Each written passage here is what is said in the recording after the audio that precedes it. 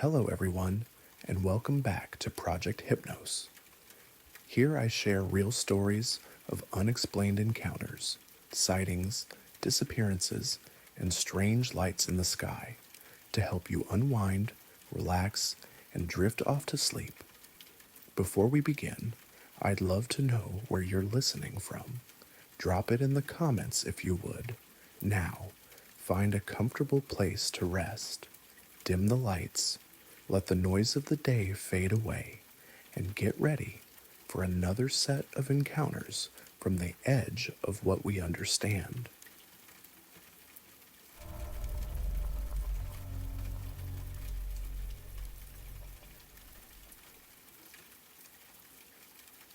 My grandfather left me very little when he died, just some old tools, a collection of books about astronomy, and a pocket watch that seemed completely unremarkable, except for the fact that it had stopped working decades ago.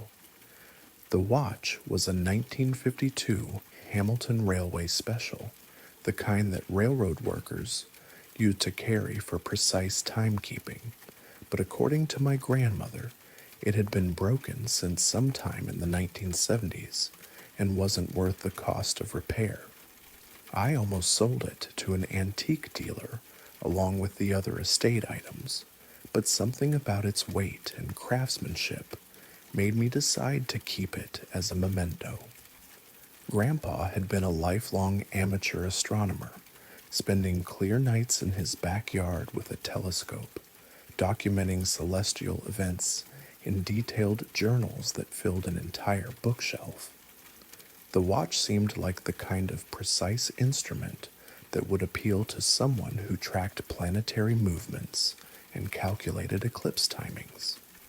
For 6 months, the watch sat in my desk drawer, a beautiful but non-functional reminder of my grandfather's methodical approach to observing the night sky.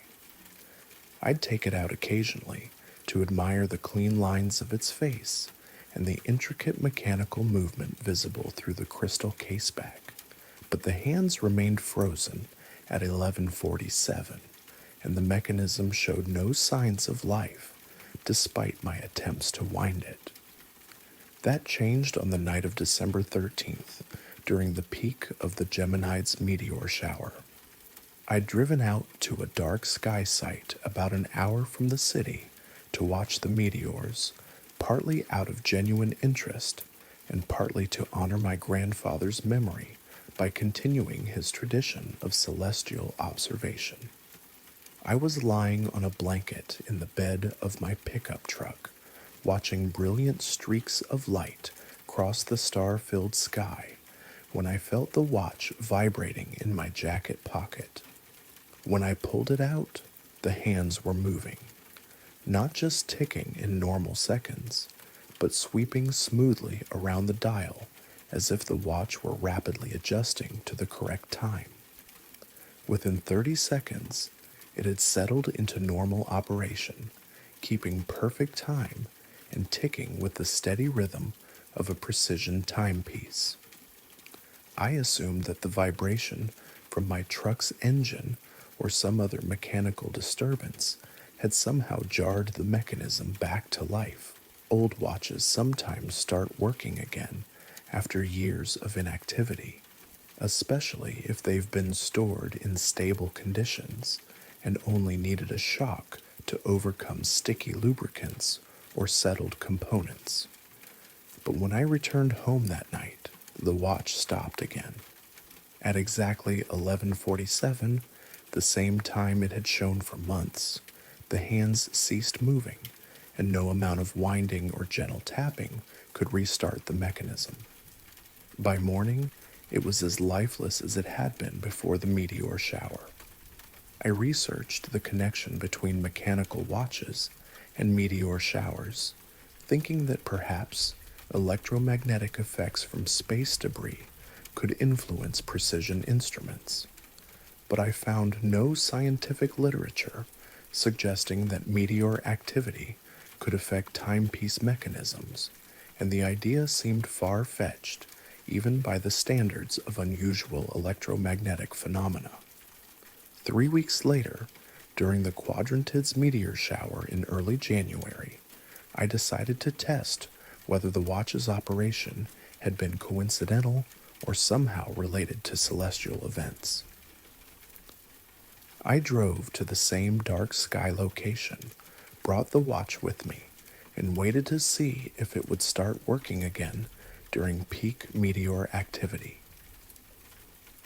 Around 2 a.m., when meteors were appearing at their most frequent rate, the watch began ticking again. This time, I was holding it in my hand and could feel the mechanism engaging, starting from complete stillness and building to steady operation within seconds. The hands moved to show the correct time, and the watch kept perfect time for the duration of my meteor observation session. When the meteor activity began to diminish around dawn, the watch gradually slowed and stopped again, returning to its frozen state at 11:47. The correlation was too precise to be coincidental. The watch operated only during periods of significant meteor activity and ceased functioning when the celestial display ended. Over the following year, I tested the watch during every major meteor shower visible from my location. The Eta Aquariids in May, the Perseids in August, the Orionids in October, the Leonids in November. Each time, the watch would spring to life during peak viewing hours and stop when meteor activity declined. What made the phenomenon even more intriguing was the precision of the correlation. The watch didn't respond to sporadic meteors or minor showers that produced only a few meteors per hour. It operated only during significant meteor events that generated at least 15 to 20 meteors per hour, and its activity level seemed to correspond directly to the intensity of the celestial display. During particularly spectacular meteor showers, the watch would not only keep time, but would also exhibit additional behaviors that suggested it was somehow responding to the cosmic activity above. The second hand would occasionally pause for exactly the duration of especially bright fireballs, as if it were marking the passage of meteors that were particularly significant. I started bringing the watch to astronomy club meetings and star parties, sharing the story with other amateur astronomers who were familiar with my grandfather's work. Most people were skeptical, assuming that I was either mistaken about the correlation or that the watch had some mechanical problem that caused intermittent operation. But Dr. Sarah Martinez, a physics professor who specialized in atmospheric phenomena, was intrigued enough to examine the watch during a Perseid observation session. She confirmed that the timepiece operated normally during meteor activity and stopped completely when the shower ended, but she had no explanation for the mechanism that could cause such behavior. There's no known interaction between meteor activity and mechanical timepieces, she told me after studying the watch's behavior. Meteors are essentially space debris burning up in the upper atmosphere. They don't generate electromagnetic fields or other effects that should influence precision mechanical instruments. I researched my grandfather's astronomical journals, looking for any mention of the watch or unusual observations that might explain its behavior. What I found was a series of entries describing his discovery of the watch's unique properties during a Leonid shower in 1973. According to his notes, Grandpa had purchased the watch at an estate sale where it was described as having belonged to a railroad astronomer who had worked for the Denver and Rio Grande Western Railroad in the early 1900s. The previous owner had reportedly used the watch to time celestial events, but the estate sale documentation provided no details about why a railroad timepiece would be useful for astronomical observations. Grandpa's journals described decades of testing the watch during meteor showers, documenting its precise correlation with celestial activity and his unsuccessful attempts to understand the mechanism that caused its unusual behavior.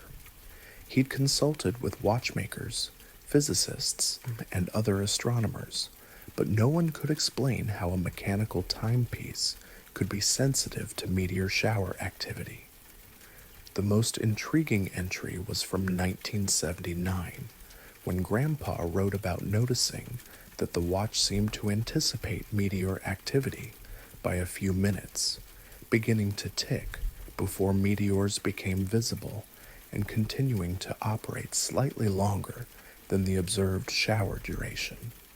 He speculated that the watch might be responding to cosmic phenomena that preceded or accompanied meteor displays but weren't visible to ground-based observers.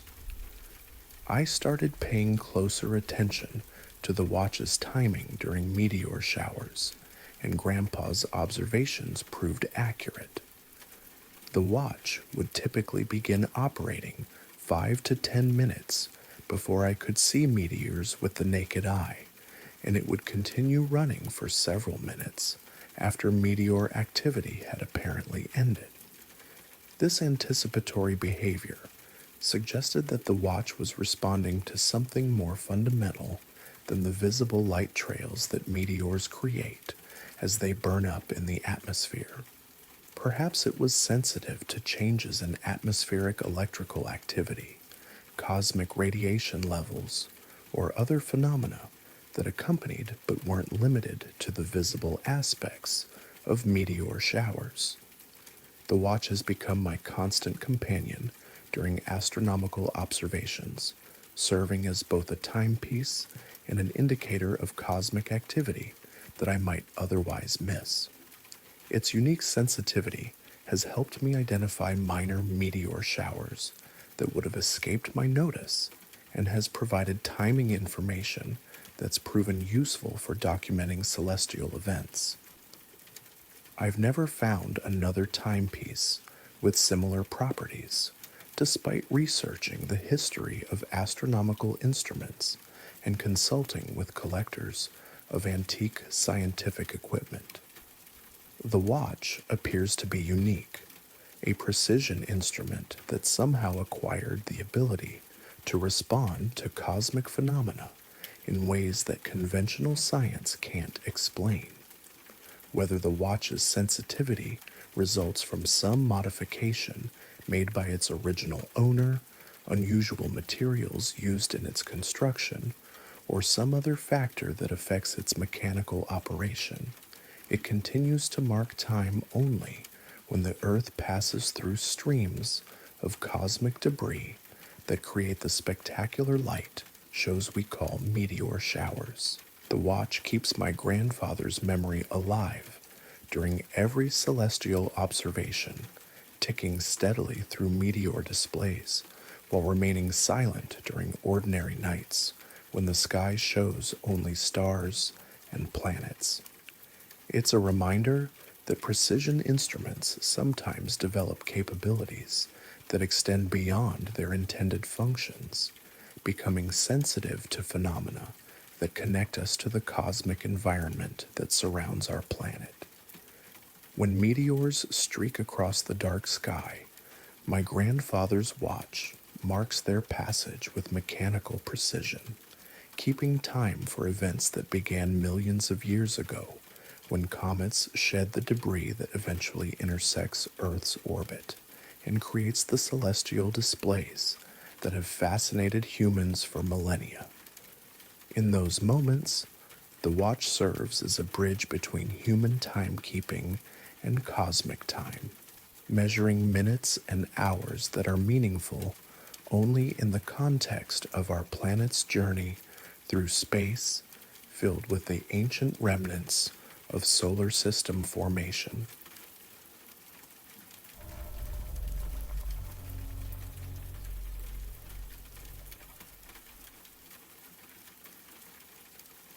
I'm a light sleeper by nature, so when someone knocked on my front door at 2:17 a.m. on a Tuesday in March, I was awake before the second rap of knuckles against wood. Living alone in a ranch house on the outskirts of Bend, Oregon, I'm not accustomed to late night visitors. The nearest neighbor is a quarter-mile away, and the kind of people who might have legitimate business at my door after midnight are usually the kind you don't want to let inside. I lay in bed for a moment, listening and hoping I'd imagined the sound. But then it came again, not the urgent pounding of an emergency, not the tentative tapping of someone who wasn't sure they had the right address. It was deliberate, patient knocking, the sound of someone who knew exactly where they were and was prepared to wait for an answer. I pulled on a robe and walked quietly to the front door, trying to see who was outside without making my presence obvious. The porch light was off. I never leave it on overnight, and the nearest street light is too far away to illuminate my front yard. Through the peephole, I could make out the silhouette of a tall man standing on my porch, but the darkness obscured any details about his appearance or clothing. I called through the door, trying to project authority despite feeling vulnerable in my pajamas. "I'm sorry to bother you so late," came the reply. The voice was calm, articulate, with a kind of measured tone that suggested education and middle-class background. "I was wondering if you might have seen the lights tonight." I looked through the peephole again, still unable to make out more than the basic outline of a person standing patiently on my porch. Something about the situation felt wrong in a way I couldn't articulate. People don't typically go door to door in the middle of the night, asking neighbors about lights in the sky, no matter how unusual those lights might have been. I asked, maintaining the barrier of the locked door between us. "There were some unusual aerial phenomena about an hour ago," the man replied. "Bright lights moving in formations that don't match conventional aircraft." I hadn't seen any lights, unusual or otherwise. I'd been asleep since around 11, and my bedroom faces east while my front door faces west. If there had been something noteworthy in the sky, I likely would have missed it. But something about the man's explanation didn't sit right with me.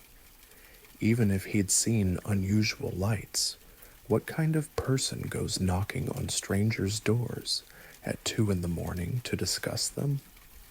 "I didn't see anything," I said, "and it's pretty late to be asking neighbors about this." "Time is a factor," he replied, his voice carrying a note of urgency that hadn't been there before. "The observations need to be documented while they're fresh in people's minds." I moved away from the door and looked out the front window, trying to get a better view of my unexpected visitor. He was tall and thin, wearing what appeared to be a dark suit despite the late hour and casual nature of the neighborhood. His posture was perfectly upright, and he stood motionless on my porch as if he were comfortable waiting indefinitely for my cooperation. I asked. "I'm conducting an independent investigation," he said. Something about his formal language and persistence was becoming increasingly unsettling. "I've lived in this neighborhood for 8 years, and I know most of my neighbors by sight, if not by name." This man wasn't familiar, and his middle-of-the-night survey of local residents struck me as highly inappropriate, regardless of what he might have seen in the sky. "I'm not comfortable discussing this right now," I said firmly. "That won't be necessary," he replied immediately. "Either you saw the lights or you didn't." I looked out the window again and noticed something that made my unease spike into genuine concern. The man wasn't just standing on my porch, he was standing perfectly still. No shifting of weight from foot to foot, no unconscious adjustments of posture, none of the subtle movements that characterize a living person waiting in one place. He stood like a statue, as if he were made of stone rather than flesh and blood. "I think you should leave now," I said, moving back toward the door and making sure the deadbolt was securely engaged. "Of course," he said, his voice maintaining the same calm, measured tone. "I apologize for the intrusion." I heard footsteps moving away from the door, but when I looked through the peephole, I couldn't see anyone. I waited several minutes before checking the front window again, but my porch and front yard appeared to be empty. The man had apparently left as quietly as he'd arrived, but I couldn't shake the feeling that something about the encounter had been fundamentally wrong. I spent the rest of the night lying awake, occasionally getting up to check the windows and make sure my doors were locked. Every sound seemed amplified, the house settling, the refrigerator cycling on, the distant hum of traffic on the highway. I found myself straining to hear footsteps or voices that might indicate the strange visitor had returned. The next morning, I walked around my property looking for any sign that someone had been there during the night. I found footprints in the soft earth near my front porch, but they were oddly uniform, perfectly rectangular impressions that looked more like they'd been made by wooden blocks than by shoes. The prints led from my porch to the edge of my driveway, where they stopped abruptly on the pavement. I asked my closest neighbor, Mrs. Henderson, if anyone had knocked on her door during the night. She hadn't been disturbed, but she mentioned that her dog had been restless around 2 in the morning, barking and whining as if something outside had upset him. When I described my visitor, she looked concerned and said she'd never seen anyone matching that description in the neighborhood. Over the following days, I made discreet inquiries with other neighbors, asking if anyone had seen unusual lights or had unexpected visitors. No one reported seeing anything unusual in the sky, and no one else had been contacted by a man asking about aerial phenomena. It seemed that I was the only person in the neighborhood who had received this strange late-night visit. About a week later, I was talking with a coworker who lives about 10 miles away when she mentioned something that made me stop what I was doing and pay close attention. She said that someone had knocked on her door in the middle of the night recently, asking if she'd seen lights in the sky. When I asked her to describe the visitor, her description matched my experience exactly. Tall, thin man in a dark suit, speaking in formal, measured language, asking specifically about unusual aerial phenomena. She'd been more cautious than I had been, refusing to answer the door and only speaking to the visitor through the intercom system in her apartment building. But she said the man had been persistent, repeating his questions about lights and asking for detailed information about what she might have observed. When she'd refused to engage with him, he'd left without argument, but she'd found the entire encounter deeply unsettling.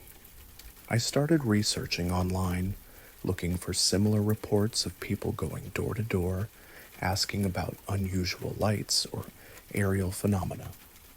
What I found was a pattern of such encounters stretching back decades, reported from rural areas and small towns across the country. The descriptions were remarkably consistent, always a tall, thin man in dark clothing, always asking specifically about lights in the sky, always appearing at unusual hours when most people would be reluctant to answer their doors. Some of the reports included details that aligned perfectly with my own experience. The visitor's formal, emotionless way of speaking, his unnatural stillness while waiting for responses, the way he seemed to vanish quickly and completely after being dismissed. Most disturbing were the accounts from people who had actually let such visitors into their homes and later reported feeling like they'd been interrogated rather than interviewed.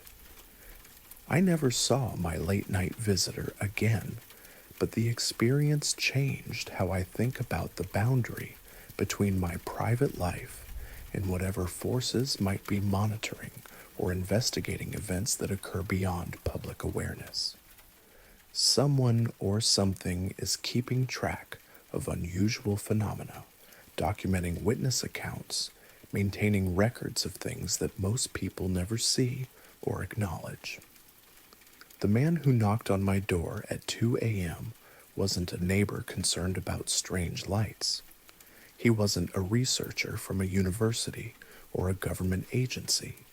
He was something else, part of a systematic effort to catalog and control information about events that don't fit into our official understanding of reality. And the most unsettling part is that he found me without any indication that I'd seen anything unusual. He knocked on my door as if he knew I lived there, as if he had some reason to believe I might have witnessed whatever lights he was asking about. That suggests a level of surveillance and information gathering that extends far beyond anything we're supposed to know about. I've installed motion-activated lights around my property and upgraded my door locks, but I know that if my strange visitor wants to return, such precautions won't stop him. He's part of something larger, something that operates according to rules I don't understand and with resources I can't imagine. Sometimes, late at night when I'm lying in bed, I find myself looking out the window and scanning the sky for unusual lights. Not because I want to see them, but because I want to be prepared if they appear.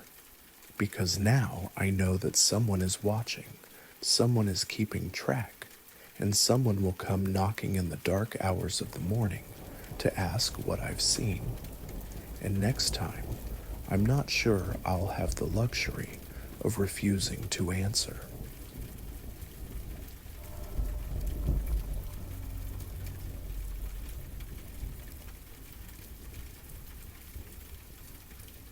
I've always been a light sleeper, the kind of person who wakes up if a neighbor's dog barks 3 houses away, or if the refrigerator makes an unusual sound. So when I woke up at 2:47 a.m. to what sounded like a symphony of electronic devices all turning on at once, my first thought was that we were having some kind of power surge that had triggered every piece of equipment in the house. The sound was unmistakable, the startup chimes of computers, the brief musical notes that TVs make when they're powered on, the electronic beeps of microwave ovens, and coffee makers beginning their boot sequences. It was as if someone had walked through my house and manually turned on every device with a power button, all at the same moment. I lay in bed for a few seconds, listening to this electronic orchestra and trying to make sense of what was happening. My bedroom TV was displaying its startup screen, casting a blue glow across the walls. I could hear my laptop in the home office playing its Windows startup sound, and from downstairs came the distinctive hum of the kitchen appliances cycling through their initialization routines. My first concern was electrical, Maybe a power surge had somehow activated everything simultaneously. But as I became more alert, I realized that this explanation didn't make sense. A power surge would be more likely to damage equipment than to turn it on in an organized fashion. And the timing was too perfect, too coordinated to be the result of random electrical fluctuations. I got out of bed and walked through the house, checking each room to assess the situation. Every electronic device I owned was active and running. The living room TV was on the home screen. The stereo system was powered up with its display showing the time, and even small appliances, like the coffee maker and toaster oven, were illuminated with their LED status lights. In my home office, both of my computers were running, their monitors bright with desktop wallpapers I hadn't seen in months. The printer was going through its startup routine, moving its print head back and forth with mechanical precision. Even devices I rarely used, an old tablet charging on a shelf, a portable radio on top of a bookcase, were all active and operational. What made this even more puzzling was that many of these devices had been unplugged when I went to bed. I'm careful about power consumption and have a habit of unplugging electronics I'm not actively using. The TV in the guest bedroom, for instance, had its power cord coiled neatly on the floor beside the entertainment center. The coffee maker's cord was draped over the kitchen counter, nowhere near an outlet. Yet both devices were somehow running, their displays bright and their systems fully operational. I checked the electrical outlets throughout the house, thinking maybe I was misremembering what I'd left plugged in. But I found power cords lying unplugged exactly where I'd left them, while the devices they were supposed to connect were running on what appeared to be no power source at all. The old portable radio in my office was playing static from a station it had found, despite sitting on a shelf with its power cord wrapped around its base. I tried turning things off manually, pressing power buttons and switches to shut down the various devices. Some of them responded normally, powering down with their usual shutdown sequences. Others seemed to ignore my attempts to turn them off, continuing to run as if they were receiving power from some invisible source. The kitchen microwave, for example, kept displaying its clock and responding to button presses, even after I'd confirmed multiple times that its power cord was unplugged and lying on the counter. By this point, I was feeling genuinely unsettled. This wasn't just an electrical anomaly, it was a violation of basic physics. Electronic devices don't run without power sources, and they certainly don't turn themselves on in perfect synchronization while unplugged. I considered calling an electrician, but what would I tell them? That my house was full of ghosts in the machine? I decided to document what I was seeing, using my phone to take photos and videos of unplugged devices that were clearly running. The images looked surreal, TV screens glowing with their power cords visibly disconnected, computer monitors displaying screensavers, while their power cables lay coiled on the floor nearby. If I hadn't been experiencing it myself, I would have assumed the photos were faked. Around 3:30 a.m., I noticed that the devices were beginning to behave strangely in other ways. The TV in the living room started cycling through channels on its own, changing stations every few seconds in a rapid, methodical progression. My laptop began opening and closing applications in what seemed like a random pattern, though there was something almost purposeful about the sequence. Email programs, web browsers, document editors, all opening briefly before closing again. The kitchen appliances started their own mysterious routines. The microwave began running brief heating cycles with nothing inside, its turntable rotating for exactly 30 seconds before stopping. The coffee maker initiated a brewing cycle despite having no water in its reservoir, going through all the motions of making coffee while producing nothing but the mechanical sounds of its internal pumps and valves. Most unsettling was the way the devices seemed to be communicating with each other. When the TV changed channels, the stereo system would adjust its volume. When my laptop opened a new application, the printer would feed a blank sheet of paper through its mechanisms. There was a coordination to their behavior that suggested they were operating according to some kind of shared protocol, following instructions that were invisible to me. I tried unplugging my router and modem, thinking that maybe some kind of network intrusion was causing the coordinated behavior.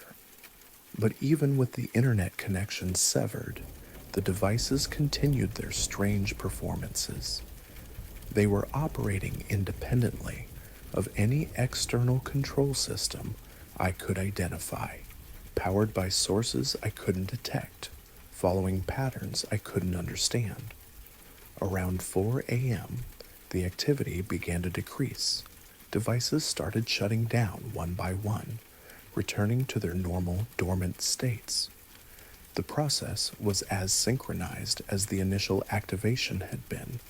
First, the kitchen appliances powered down, then the computers and printers, finally, the TVs and stereo equipment. Within 15 minutes, the house had returned to its normal quiet state, with only the usual ambient sounds of HVAC systems and the distant hum of the refrigerator. I spent the next hour checking every device, confirming that they were truly off and that their power cords were still unplugged where I'd left them. Everything appeared normal, as if the past 2 hours of impossible electrical activity had never happened. The only evidence that anything unusual had occurred was the photos and videos on my phone, and even those looked less convincing in the pre-dawn darkness than they had while I was taking them. I barely slept for the rest of the night, lying in bed, listening for any sign that the phenomenon might resume, but the house remained quiet until my alarm went off at 7 a.m.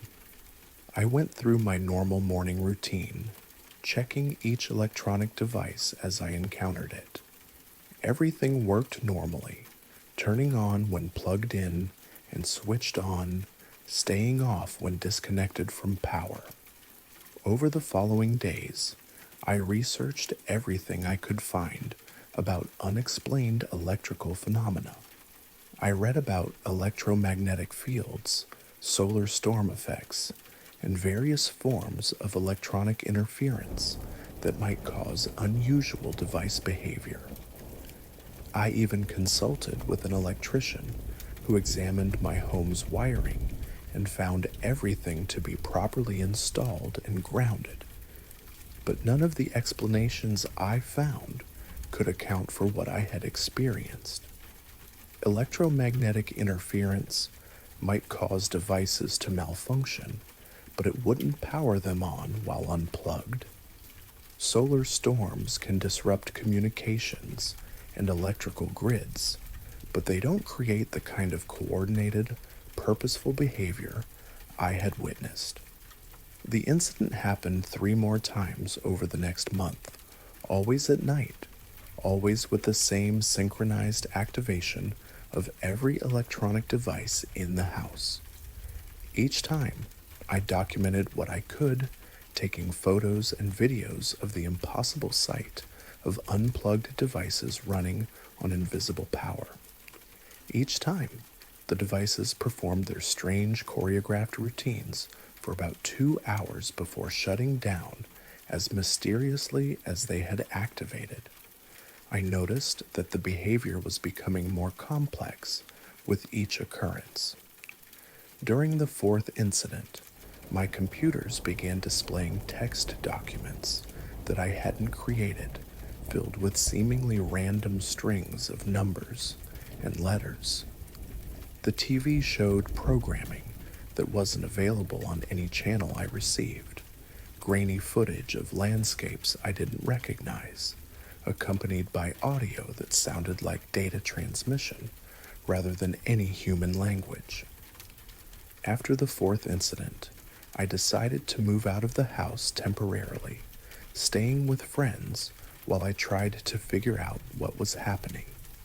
I installed security cameras and motion detectors, hoping to capture evidence of whatever was causing these electrical anomalies. But the phenomena stopped as soon as I left. The cameras recorded nothing unusual, and when I returned a week later, everything remained normal. It's been 6 months since the last incident, and I've gradually returned to my normal routines. The house feels ordinary again, with electronics behaving exactly as they should, requiring power sources, responding to manual controls, staying off when turned off. But I find myself checking power cords obsessively, making sure everything is properly plugged in or deliberately unplugged, as if the simple act of conscious decision making about electrical connections might prevent whatever happened from happening again.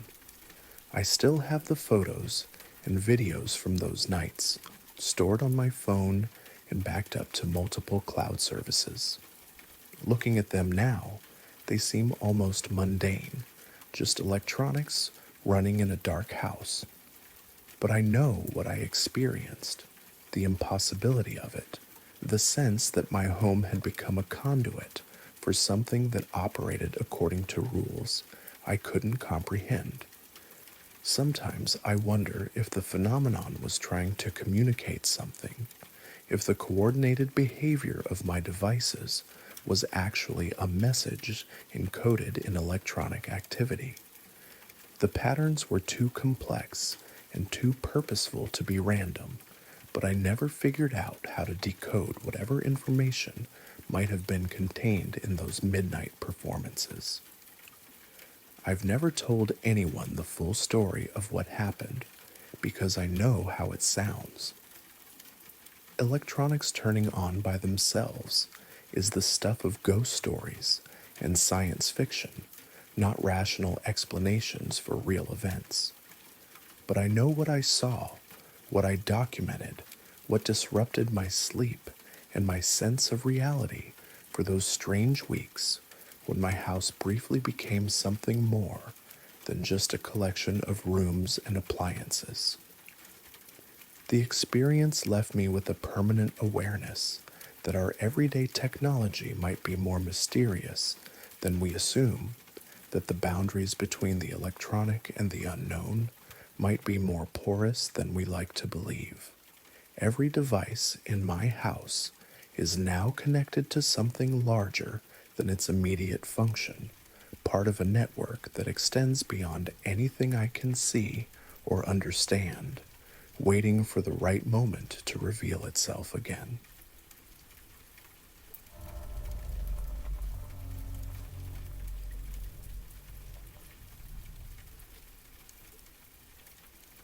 I discovered it on my third morning at the campsite while collecting firewood in the stand of white pines about 50 yards from my tent. I'd been coming to this particular spot in the Nicolet National Forest for 8 years, always during the first week of September when the early autumn light slants through the canopy in cathedral rays, and the nights are cool enough to make a campfire feel necessary rather than merely pleasant. It was my annual retreat from the noise and complications of city life, 5 days of solitude in a place so remote that cell phones were useless and the nearest road was a 2-mile hike through unmarked forest. The camera was positioned about 12 feet up in an old pine, secured to the trunk with what looked like professional mounting hardware. It was a high-end trail camera, the kind that hunters and wildlife researchers use to monitor game paths and animal behavior.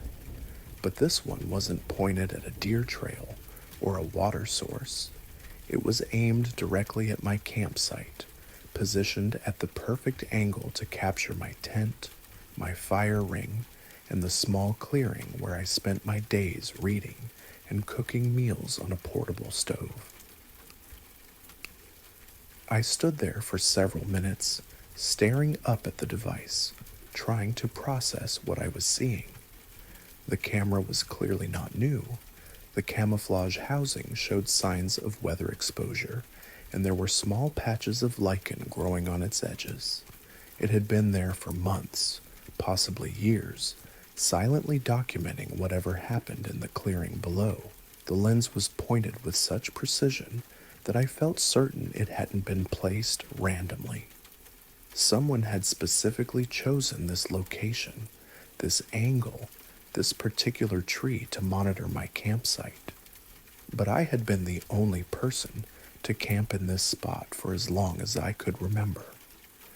The clearing was well off any established trail, accessible only by following a creek bed for half a mile and then bushwhacking through dense underbrush.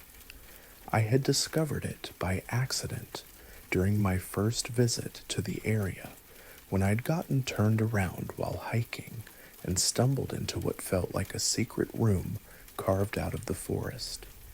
In all my years of returning here, I had never seen signs of other campers. No fire rings, no trampled vegetation, no trash or equipment left behind. I climbed the tree to examine the camera more closely. It was a Reckonix Hyperfire model, expensive equipment that could operate for months on a single set of batteries and capture thousands of high-resolution images. The SD card slot was accessible, but when I tried to remove the memory card, I found it was locked with a small metal tab that had been bent in a way that made removal impossible without proper tools. The camera's LCD screen showed that it was still active, still recording, with a battery level that indicated recent maintenance. The discovery transformed my peaceful retreat into something unsettling. Every movement I made back at the campsite felt observed, documented, preserved in digital memory for purposes I couldn't fathom. I found myself glancing repeatedly toward the tree where the camera watched, hyper-aware of my actions in a way that made simple tasks like cooking breakfast or reading feel performative. I tried to convince myself that there might be an innocent explanation. Perhaps a wildlife biologist was conducting a long-term study of the area, and my campsite happened to fall within their research zone. Or maybe the Forest Service had installed monitoring equipment to track illegal camping or environmental damage.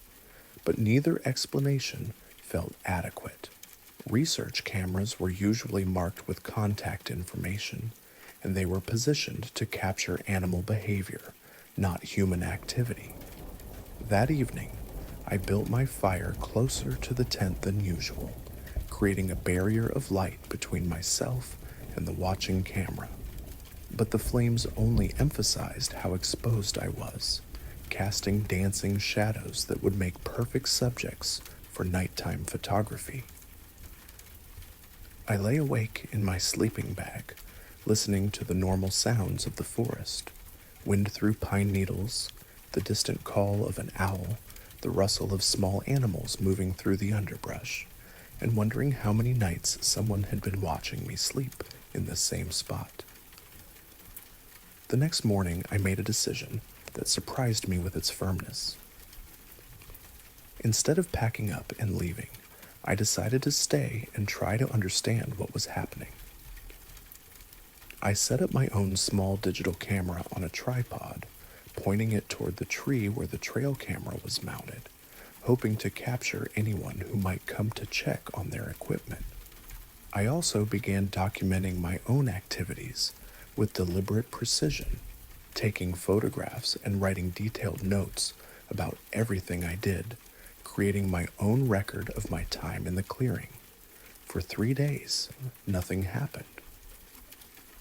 My camera recorded only the unchanging view of the pine tree and its hidden observer. But on my final night, I was awakened around 2 a.m. by the soft sound of footsteps moving through the forest. Not the heavy, crashing progress of a large animal, but the careful, measured steps of someone trying to move quietly through the underbrush. I lay perfectly still in my sleeping bag, listening as the footsteps circled my campsite at a distance, never coming close enough for me to see who or what was making them. The sound was patient, methodical, as if someone was conducting a thorough reconnaissance of my camp without wanting to disturb me. After perhaps 20 minutes, the footsteps moved away, fading into the deeper forest until I could no longer distinguish them from the normal sounds of the night. In the morning, I found fresh boot prints in the soft earth near the creek, size 10 or 11, with a distinctive tread pattern that suggested hiking boots rather than work boots or casual shoes. The prints led from the direction of the trail camera tree to various vantage points around my campsite, then disappeared on the rocky ground near the water. Someone had indeed been watching me, studying my camp with the same careful attention that the camera had been providing for months or years. I hiked out that day as planned, but the experience haunted me through the autumn and into winter. I researched the property records for the area, trying to determine if the land where I had been camping was actually public forest or private property that I had been inadvertently trespassing on. But according to every map and document I could find, the clearing was well within the boundaries of the Nicollet National Forest, public land where camping was permitted. I also spent hours online searching for any mention of surveillance cameras in national forests or reports of campers being monitored without their knowledge. I found a few scattered accounts. Hikers who had discovered cameras pointed at trails, campers who had felt watched during solo trips, but nothing that suggested a systematic pattern of observation. When September came around again, I almost didn't return to the clearing. The thought of spending another 5 days under the watchful eye of an unknown observer was deeply unsettling. But curiosity eventually overcame caution, and I found myself hiking the familiar route back to my secret campsite, wondering what changes a year might have brought. The trail camera was gone. The mounting hardware remained on the pine tree, but the device itself had been removed, leaving only faded marks on the bark where it had been secured. I felt a mixture of relief and disappointment.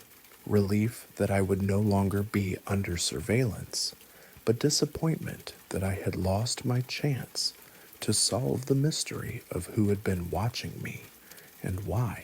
I set up my tent in the same spot and tried to recapture the sense of peaceful solitude that had drawn me to this place for so many years. But the awareness of having been observed had changed something fundamental about the experience. Even with the camera gone, I found myself constantly scanning the surrounding trees, looking for other devices, other signs that my presence was being documented. On the second night, I discovered that the camera hadn't been removed. It had been relocated. I found it mounted on a different tree, higher up and better camouflaged, still pointing toward my campsite, but from a new angle that provided an even clearer view of my activities.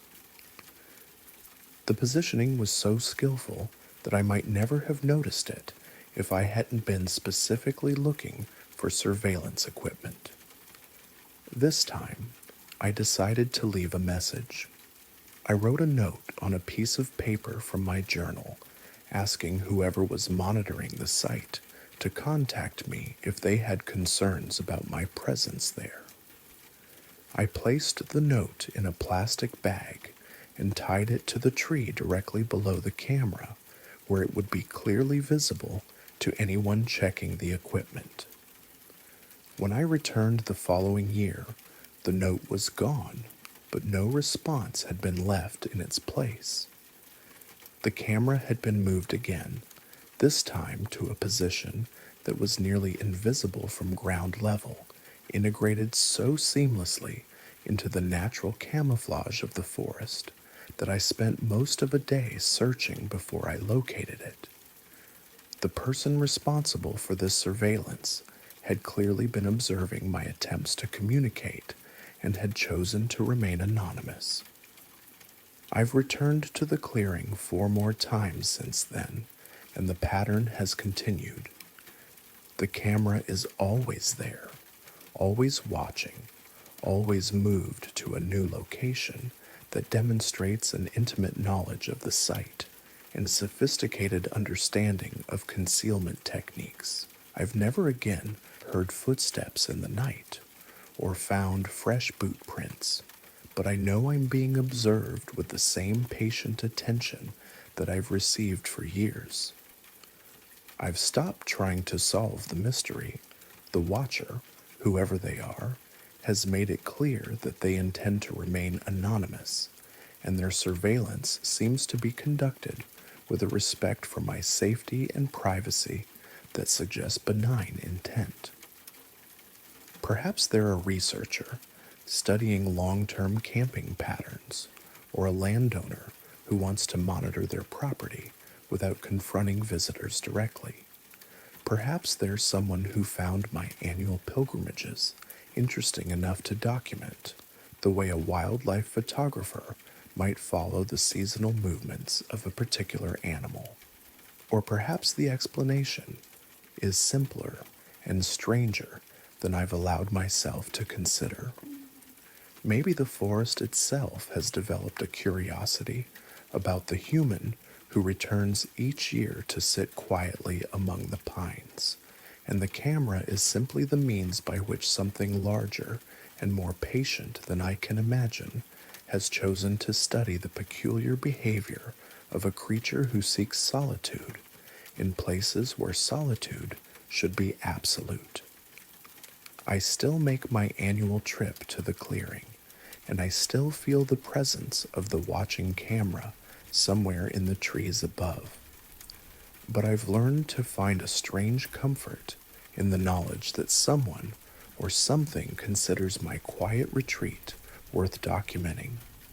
In a world where most of our actions go unnoticed and unremembered, there's something oddly reassuring about being observed with such consistent attention, even if I'll never know who's behind the lens or what they see in the simple act of a person choosing to spend time alone among the trees.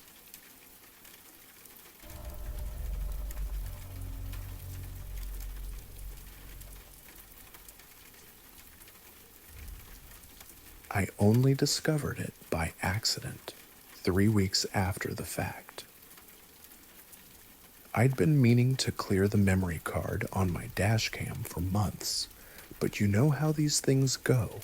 It was one of those tasks that stayed on the mental to-do list without ever quite making it to the top. The camera had been recording in loops, overwriting older footage, but I'd recently upgraded to a larger storage card and hadn't bothered to review what was already there. It was a Saturday morning in November, gray and cold, and I was sitting at my kitchen table with my laptop and a cup of coffee, finally getting around to digital housekeeping. I was scrolling through the files, deleting the routine footage of my daily commute when I noticed something odd about one particular segment. The timestamp showed it was from a Tuesday night in late October, around 2:30 a.m. I remembered that drive. I'd been coming home from my brother's place in Millfield, where we'd been working on his basement renovation project. The work had run late, and I decided to take the back roads rather than the interstate, thinking the quiet route might help me unwind before bed. It was about a 40-minute drive through rural countryside, past farms and woodlands and the occasional cluster of houses. The footage showed exactly what I remembered: empty roads, the twin cones of my headlights carving through the darkness, the dashboard clock counting off the minutes as I drove.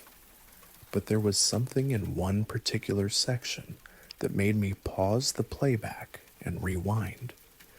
About 15 minutes into the drive, on a straight stretch of road that ran between two cornfields, there was a figure standing in the middle of the asphalt. At first, I thought it might be a deer or some other animal caught in the headlights, but as I watched the footage more carefully, I realized it was unmistakably human, or at least human-shaped. The figure was tall, wearing what appeared to be dark clothing, and it stood perfectly still in the center of the road, facing my approaching vehicle. In the brief moment when my headlights illuminated it fully, I could see that it had the proportions of a person, but there was something about its posture that seemed wrong, too rigid, like a statue rather than a living being. What disturbed me most was that I had no memory of seeing it. The dashcam showed my car approaching the figure, then swerving slightly to the left to avoid it, but I couldn't recall any of this happening. The footage continued for several more seconds, showing the figure receding in the distance as I drove past, and then it was gone, swallowed by the darkness beyond my taillights. The rest of the drive appeared normal, with no sign that anything unusual had occurred. I rewound the footage and watched it again, more carefully this time. The figure appeared to be wearing a long coat, or cloak, and it stood with its arms at its sides, completely motionless. Even when my headlights hit it directly, it showed no reaction, no attempt to move out of the way, no defensive posture, no apparent awareness of the approaching vehicle. It simply stood there, as if waiting. The quality of the dashcam footage wasn't perfect, but I could make out enough detail to see that whatever it wasn't quite right. Curious and increasingly unsettled, I checked the timestamp more carefully and realized this particular file was much longer than the others. Most of my dashcam segments were about 10 minutes long, but this one ran for nearly 4 hours. I fast-forwarded through the footage, expecting to see the remainder of my drive home, but instead found something that made my hands shake as I reached for the coffee cup. The figure was still there, not just in that one moment when I'd driven past it, but for the entire duration of the recording. I watched, incredulous, as the timestamp advanced through the night and the figure remained motionless in the road, hour after hour. The footage showed the empty asphalt, the dark fields on either side, and always in the center of the frame, that tall, still silhouette. No cars passed, no animals appeared. Nothing moved except the occasional drift of what might have been fog or low clouds across the scene. I checked the timestamp again, thinking there might be some kind of glitch in the recording, but the file properties showed it was legitimate, recorded continuously from 2:31 a.m. to 6:47 a.m. 4 hours and 16 minutes of footage, all of it showing the same thing: a figure standing motionless in the middle of a country road, as if it had been there all night and would remain there indefinitely. The strangest part was that I knew I had driven past that spot only once. I had gone straight home after leaving my brother's house, taking the same route I always took, and I'd been in my own bed by 3:15 a.m. I remembered checking the time on my phone as I plugged it in to charge. There was no way my car could have been parked on that road for 4 hours without my knowledge, and yet, somehow, my dashcam had continued recording long after I'd reached home. I spent the rest of the morning going through the footage frame by frame, looking for any sign of movement or change. The figure never shifted position, never turned its head, never gave any indication that it was aware of being observed. It stood with the patience of something that had been waiting for a very long time and would continue waiting long after the camera stopped recording. The only changes I could detect were subtle variations in the lighting as clouds passed over the moon and the gradual brightening of the sky as dawn approached. As the sun rose in the footage, I expected the figure to become clearer, more defined. Instead, the opposite happened. As the darkness gave way to gray morning light, the figure seemed to fade, becoming less distinct rather than more visible. By the time the timestamp reached 6:47 a.m., it was barely a shadow, a suggestion of presence rather than a solid form. And then, abruptly, the recording ended. I called my brother that afternoon to ask if he remembered anything unusual about the night I'd been at his house. He said everything had seemed normal, that I'd left around 2:15 a.m. as planned, and that he'd gone to bed shortly after I'd driven away. When I asked if he'd heard anything from the direction of the road, any sounds of a car idling or people talking, he said the night had been completely quiet. I drove out to the location that evening, using the dash cam footage to identify the exact spot where the figure had been standing. It was a straight stretch of rural road, unremarkable in every way. The asphalt was old, but in good repair, and the cornfields on either side had been harvested weeks earlier, leaving only stubble and bare earth. There was nothing to indicate that anything unusual had ever happened there. No skid marks, no disturbed ground, no signs of any kind of disturbance. I parked my car and walked around the area, looking for anything that might explain what I'd seen. The nearest house was at least half a mile away, and the road was the kind that saw maybe a dozen vehicles on a busy day. It wasn't a place where someone would normally stand in the middle of the night, especially not for hours at a time. But as I stood there in the growing darkness, I began to feel uncomfortable, as if I were being watched. The feeling was so strong that I got back in my car and drove home, checking my rearview mirror more often than usual. I've returned to that stretch of road several times since then, always during daylight hours, always finding nothing. I've asked around town, carefully and indirectly, about any local legends or stories connected to that particular area. A few people mentioned that it was part of an old Native American trail, and others recalled that there had been a serious accident there years ago. But no one had heard of anything that might explain a figure standing in the road for hours. The dashcam footage remains on my computer, backed up in 3 different locations.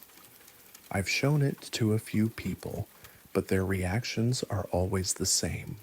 Initial interest followed by suggestions that it might be a technical glitch, a double exposure, or some kind of artifact created by the camera's processing software.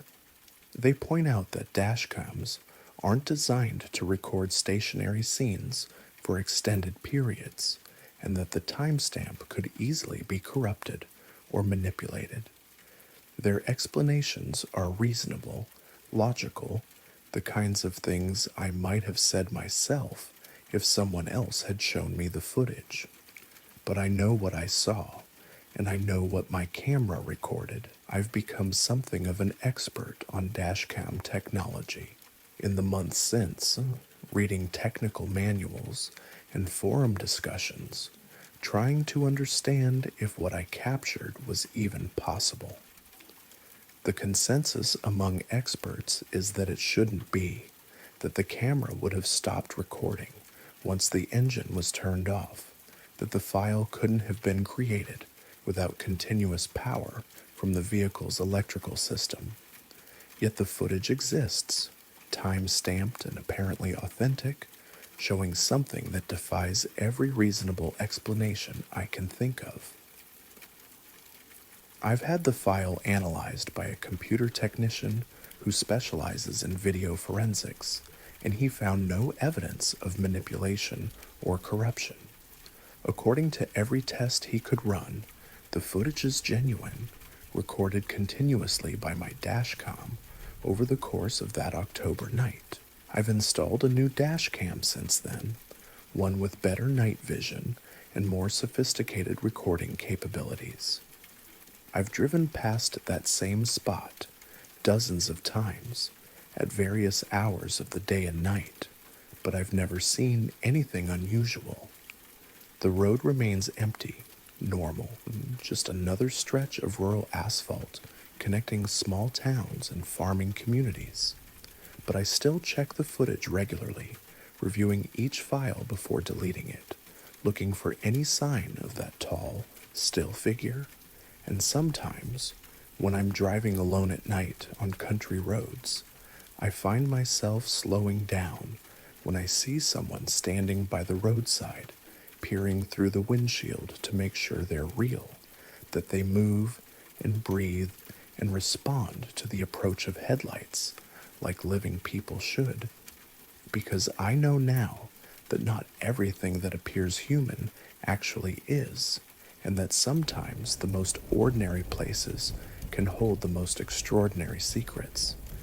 And I know that somewhere in the darkness, patient and motionless, there are things that stand and wait for reasons we might never understand, recorded by cameras we never knew were watching, leaving evidence of mysteries that have no solutions.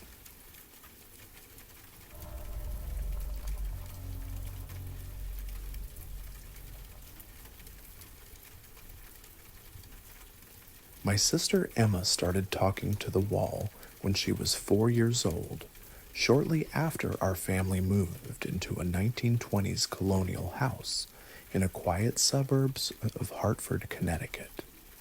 At first, my parents assumed it was a typical childhood phase, an imaginary friend that would help her adjust to the new house and the big change of moving from our apartment to a place with more space and unfamiliar surroundings. Emma's conversations usually took place in her bedroom, which was on the second floor at the end of the hallway. I would walk past her room and hear her chatting animatedly with someone, using the kind of conversational tone that suggested she was receiving responses to her questions and comments. When my parents asked who she was talking to, Emma would point to the wall next to her bed and say she was talking to the nice lady. "What does the nice lady say to you?" my mother would ask, trying to understand Emma's new imaginary companion. "She tells me stories about the old days," Emma would reply. "She says she used to live here when she was little like me. She knows all the best hiding places in the house." My parents weren't particularly concerned about Emma's invisible friend, especially since she seemed happy and well-adjusted despite the stress of moving to a new house.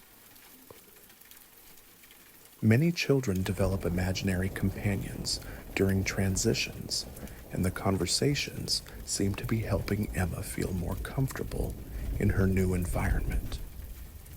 But as weeks turned into months, Emma's relationship with the nice lady became more detailed and specific than typical childhood imagination. She would report conversations about people and events that a 4-year-old shouldn't have known about, using vocabulary and concepts that seemed beyond her developmental level. The nice lady says there used to be different wallpaper in this room, Emma told us one evening. It had little flowers, and her daddy put it up for her birthday. She says the wallpaper under my bed is still the old kind if you know where to look. Curious about Emma's claim, my father pulled back the corner of carpet near her bed and found exactly what she'd described: remnants of vintage floral wallpaper that had been covered by more modern decorating, but was still visible in the areas that hadn't been completely removed. There was no way Emma could have known about the hidden wallpaper, and no logical explanation for how she would have acquired such specific information about the previous decoration of her room. The discovery made my parents more attentive to Emma's reports about her conversations with the wall. The nice lady says her name was Margaret, and she lived here in 1934, Emma announced one morning over breakfast. She had a brother named William, who went away to the war and never came back. She says she still waits for him sometimes. My parents researched the history of our house and discovered that it had indeed been owned by a family named Harrison from 1925 to 1947. The family had included a daughter named Margaret and a son named William, who had been killed in World War II in 1943. The level of historical accuracy in Emma's reports was unsettling, especially since she was consistently providing information that she had no normal way of accessing. I was 8 years old at the time and initially dismissed Emma's wall conversations as attention-seeking behavior or the kind of elaborate storytelling that some kids engage in, but I began to pay closer attention when I started hearing faint sounds coming from the walls of my own bedroom, which was directly adjacent to Emma's room. The sounds were subtle at first, soft tapping or scratching that I assumed was probably mice or settling in the old house's wooden structure.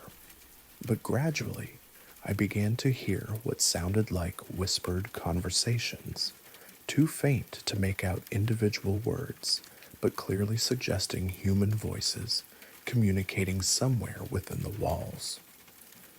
One night, I pressed my ear against the wall that separated my room from Emma's and listened carefully to the sounds that seemed to come from within the plaster and wooden framework. What I heard was unmistakably a conversation between Emma and another voice, a woman's voice that was older, softer, and spoke with the kind of formal diction that belonged to an earlier era. "Tell me about your brother," I heard Emma say, her voice muffled but clear through the wall. "He was very brave," came the reply, in a voice that definitely wasn't Emma's. "He wanted to see the world and help people who were in trouble. Mother cried when he left, but William said it was important to do what's right, even when it's hard."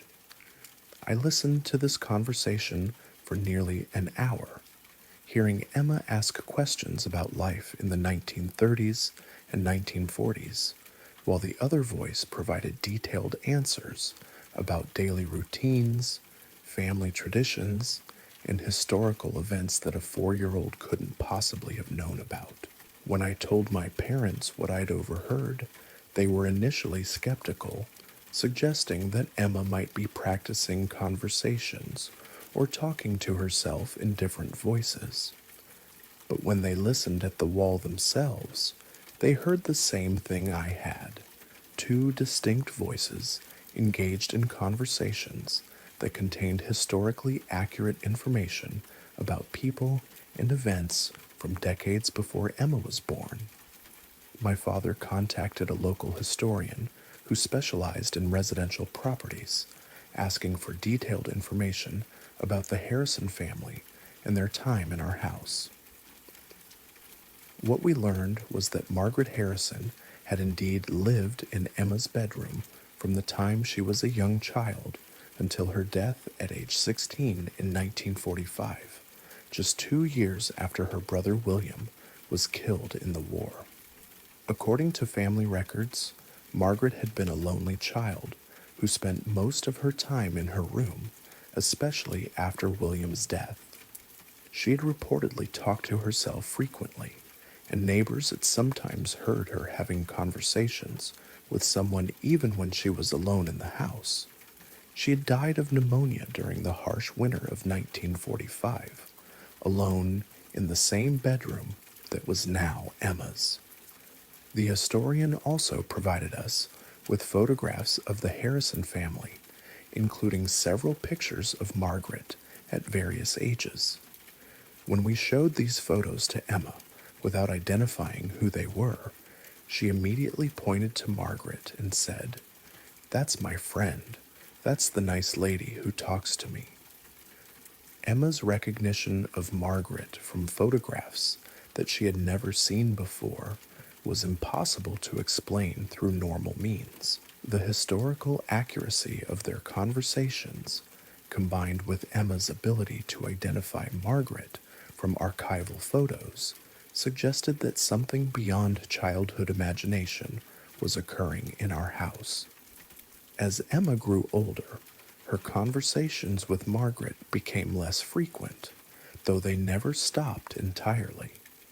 By the time she was 8, the daily talks had reduced to occasional exchanges, usually when Emma was feeling sad or facing some kind of childhood difficulty. Margaret seemed to serve as a comforting presence during times when Emma needed emotional support. But I began to hear Margaret more frequently as I entered my teenage years. The whispered conversations that had once been limited to Emma's room started occurring in other parts of the house, particularly in the hallways and stairwells, where sound seemed to carry differently through the old building's architecture.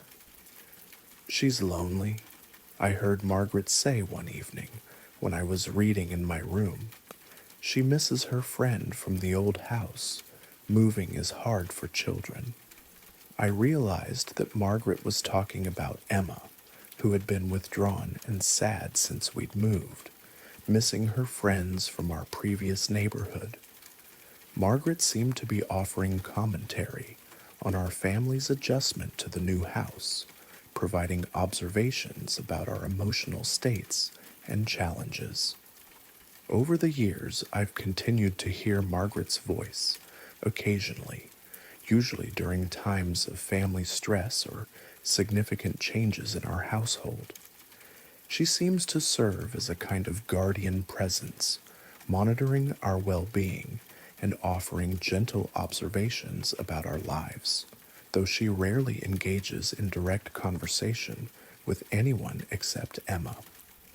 Now in my 30s, I still live in the family house, having inherited it when my parents moved to a retirement community.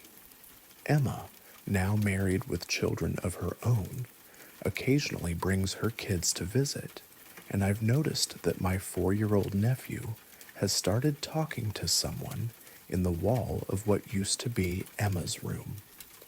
Margaret continues to reside in our house, sharing the space with successive generations of children who are young enough to hear her voice and open enough to accept her presence as a natural part of their environment. She serves as a bridge between past and present, offering comfort and companionship to lonely children while maintaining her own eternal childhood in the room where she spent her final years waiting for a brother who never returned from war. The conversations through the wall remind us that some presences persist in the places where they were happiest, continuing to provide the same comfort and companionship they offered during their living years.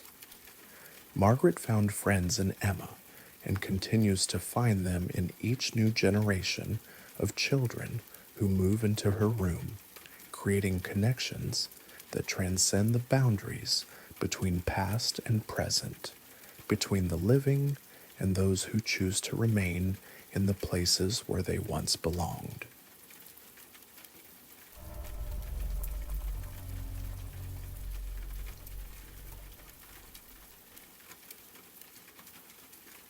My father died 3 years ago from lung cancer, a quiet man who'd spent most of his adult life working as a civilian contractor after retiring from the Air Force in 1987. He'd served 22 years, mostly at bases I'd never heard of, doing work he rarely talked about.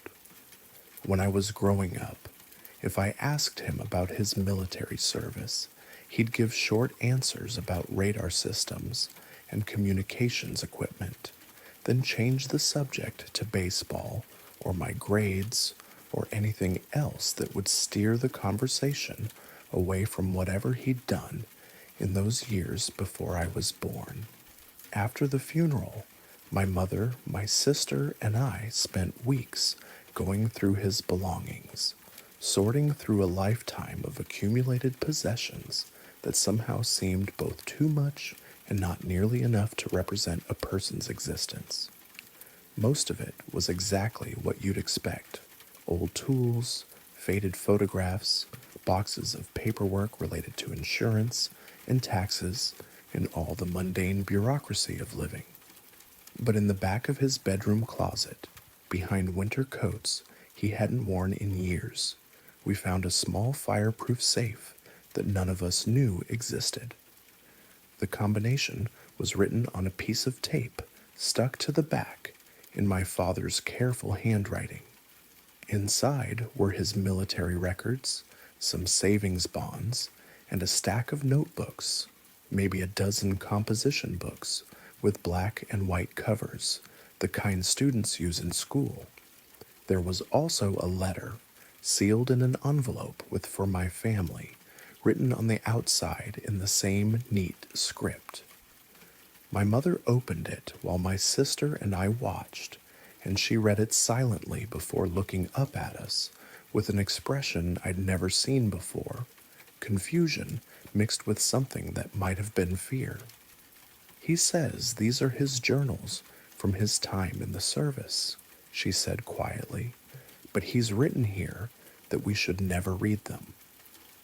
My sister, always the practical one, asked why he'd kept them if he didn't want us to read them. My mother read further into the letter. "He says he was ordered to keep records, and that destroying them would have been a violation of his oath. But he also says that what he wrote down wasn't meant for civilian eyes, even family." We took the journals home along with the rest of his belongings, but we honored his request. For 3 years, those notebooks sat in my garage, still in the fireproof safe, still unread.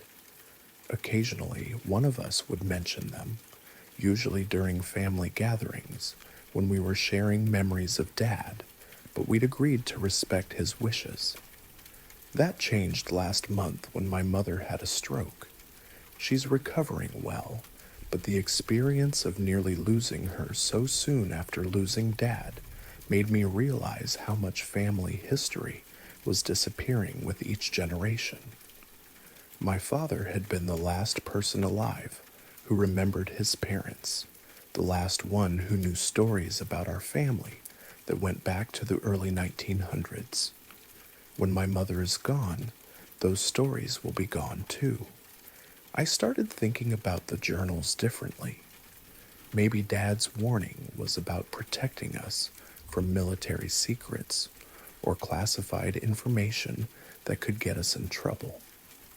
But maybe, I reasoned, enough time had passed that whatever he'd been involved in was no longer sensitive, and maybe understanding what he'd experienced would help me understand why he'd been so quiet about his service, why he'd sometimes get a distant look in his eyes when military stories came on the news.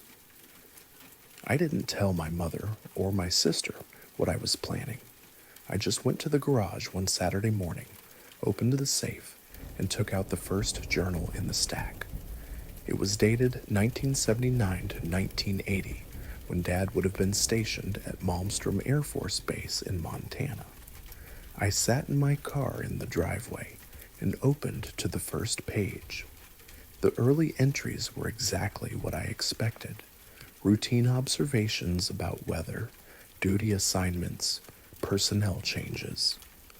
Dad had neat handwriting and a methodical approach to record keeping, noting details about radar maintenance schedules and communications protocols with the kind of precision you'd expect from someone with a technical background. It was boring, frankly, and I started to think that his warning had been unnecessary. But as I read deeper into that first journal, the tone began to change. The entries became less routine and more personal, and Dad started writing about things that didn't sound like normal military operations. November 12th, that's 1979, third incident this month.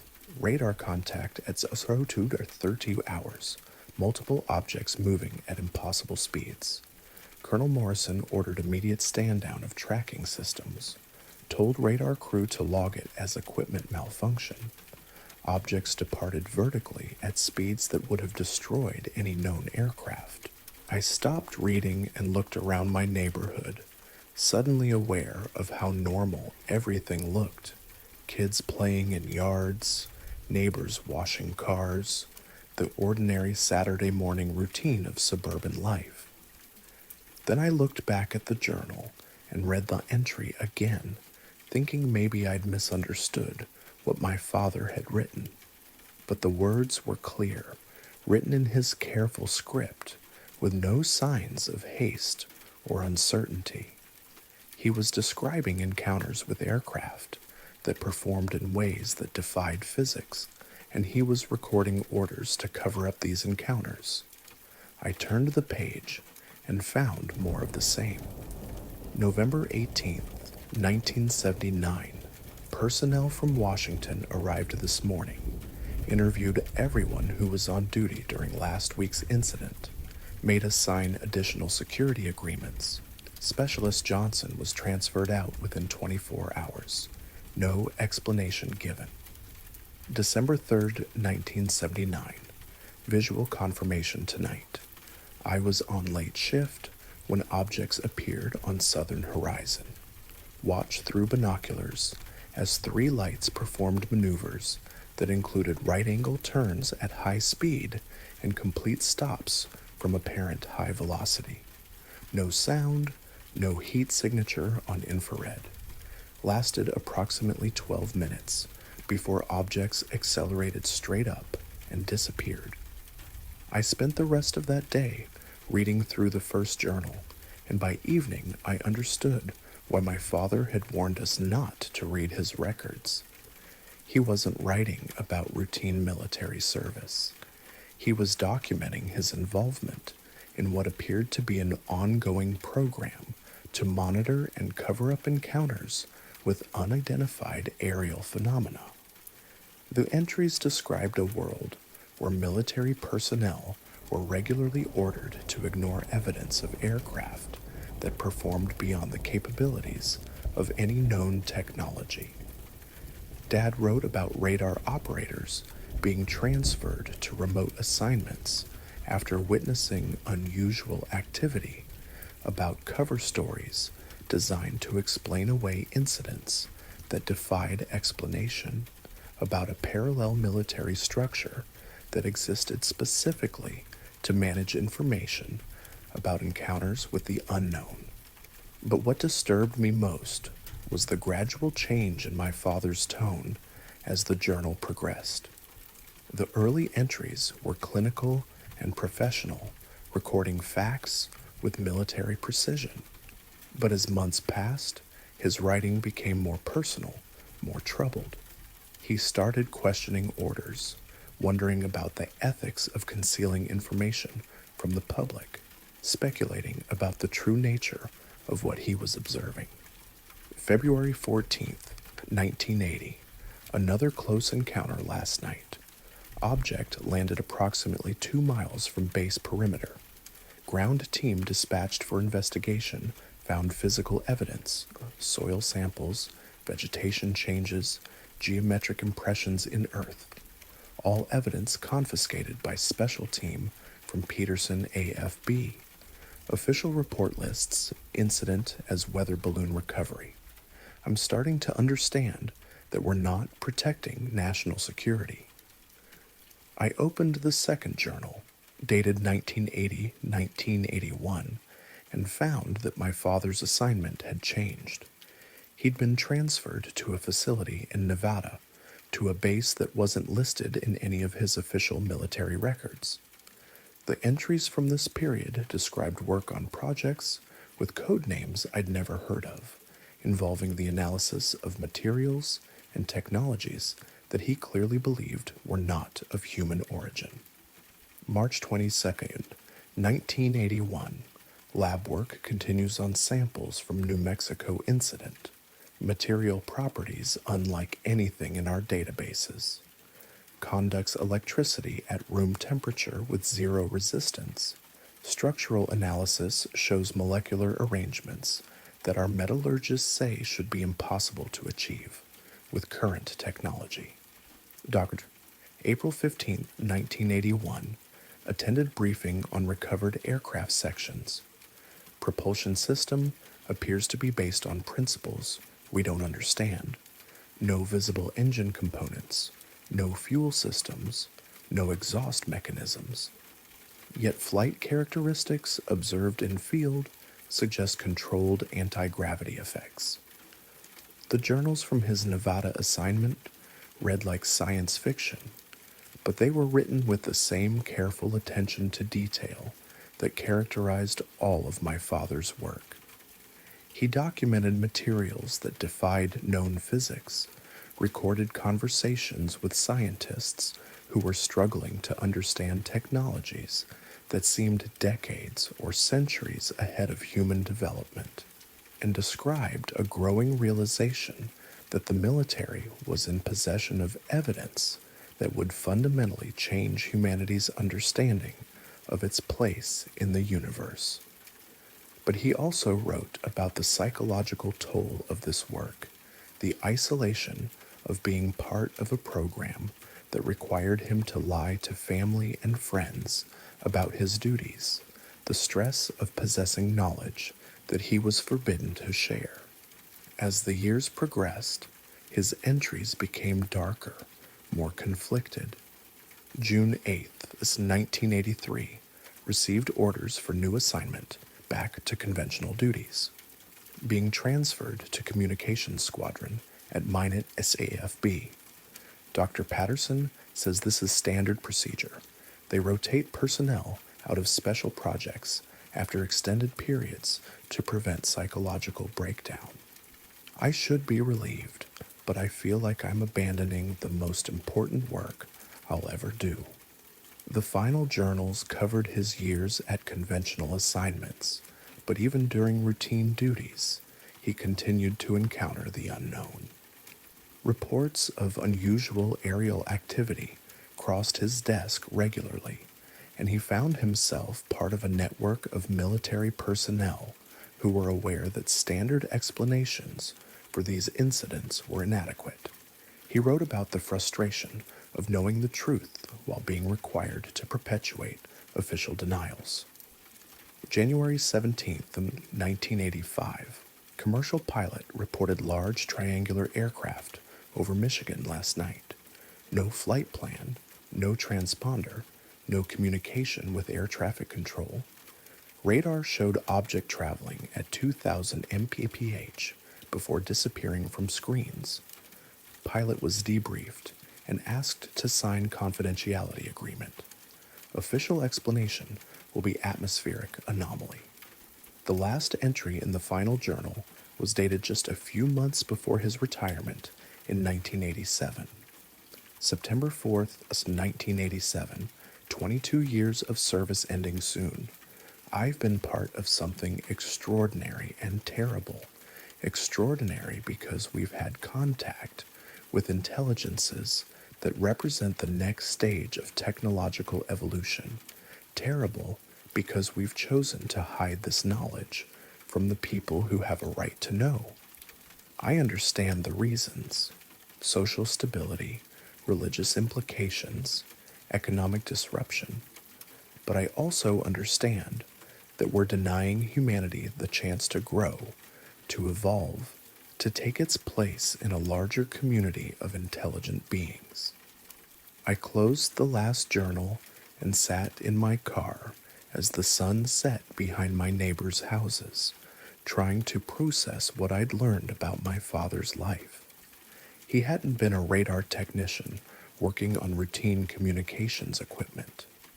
He'd been part of an ongoing program to study and conceal evidence of non-human intelligence, a keeper of secrets that challenged everything we think we know about our place in the universe. I understood now why he'd warned us not to read these records. It wasn't just about protecting classified information. It was about protecting us from knowledge that would fundamentally change how we see the world. Once you know that governments possess proof of advanced non-human technology, once you understand that official denials are deliberate deceptions, you can never look at the news or official statements the same way again. I've decided to honor my father's wishes and not share these journals with anyone else. I've read them, and I can't unread them, but I won't burden my mother or sister with knowledge that my father believed was too dangerous for civilian minds. Some secrets are kept not to protect the government, but to protect the people who have to live in the world that governments create. But I think about those journals every day now. I think about my quiet, methodical father spending decades carrying the knowledge that we are not alone in the universe, that we are being visited and studied by intelligences far more advanced than our own. I think about the thousands of military personnel who must have similar stories, similar secrets, similar burdens of knowledge that they can never share. And I think about the world we live in, where the most important truth in human history is hidden away in fireproof safes and classified files, kept from the people who have the most right to know it. My father served his country faithfully, but in the end, I think his greatest service was protecting us from a truth that he believed we weren't ready to handle. I just hope that someday we will be.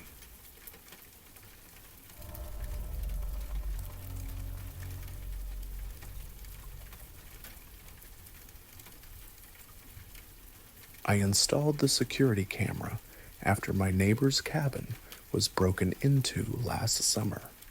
It seemed like common sense. I spend most weekends at my place up in the Adirondacks, but during the week it sits empty, and there had been a string of break-ins throughout the region. The camera was nothing fancy, just a wireless model that sent alerts to my phone and stored footage in the cloud. I mounted it under the eaves above my front door, angled to capture anyone approaching the cabin. The property is about 2 hours north of Albany, 15 acres of mixed forest, with a small log cabin that my grandfather built in the 1960s. It's accessed by a quarter-mile dirt road that branches off from a county highway, and my nearest neighbor is almost a mile away through thick woods.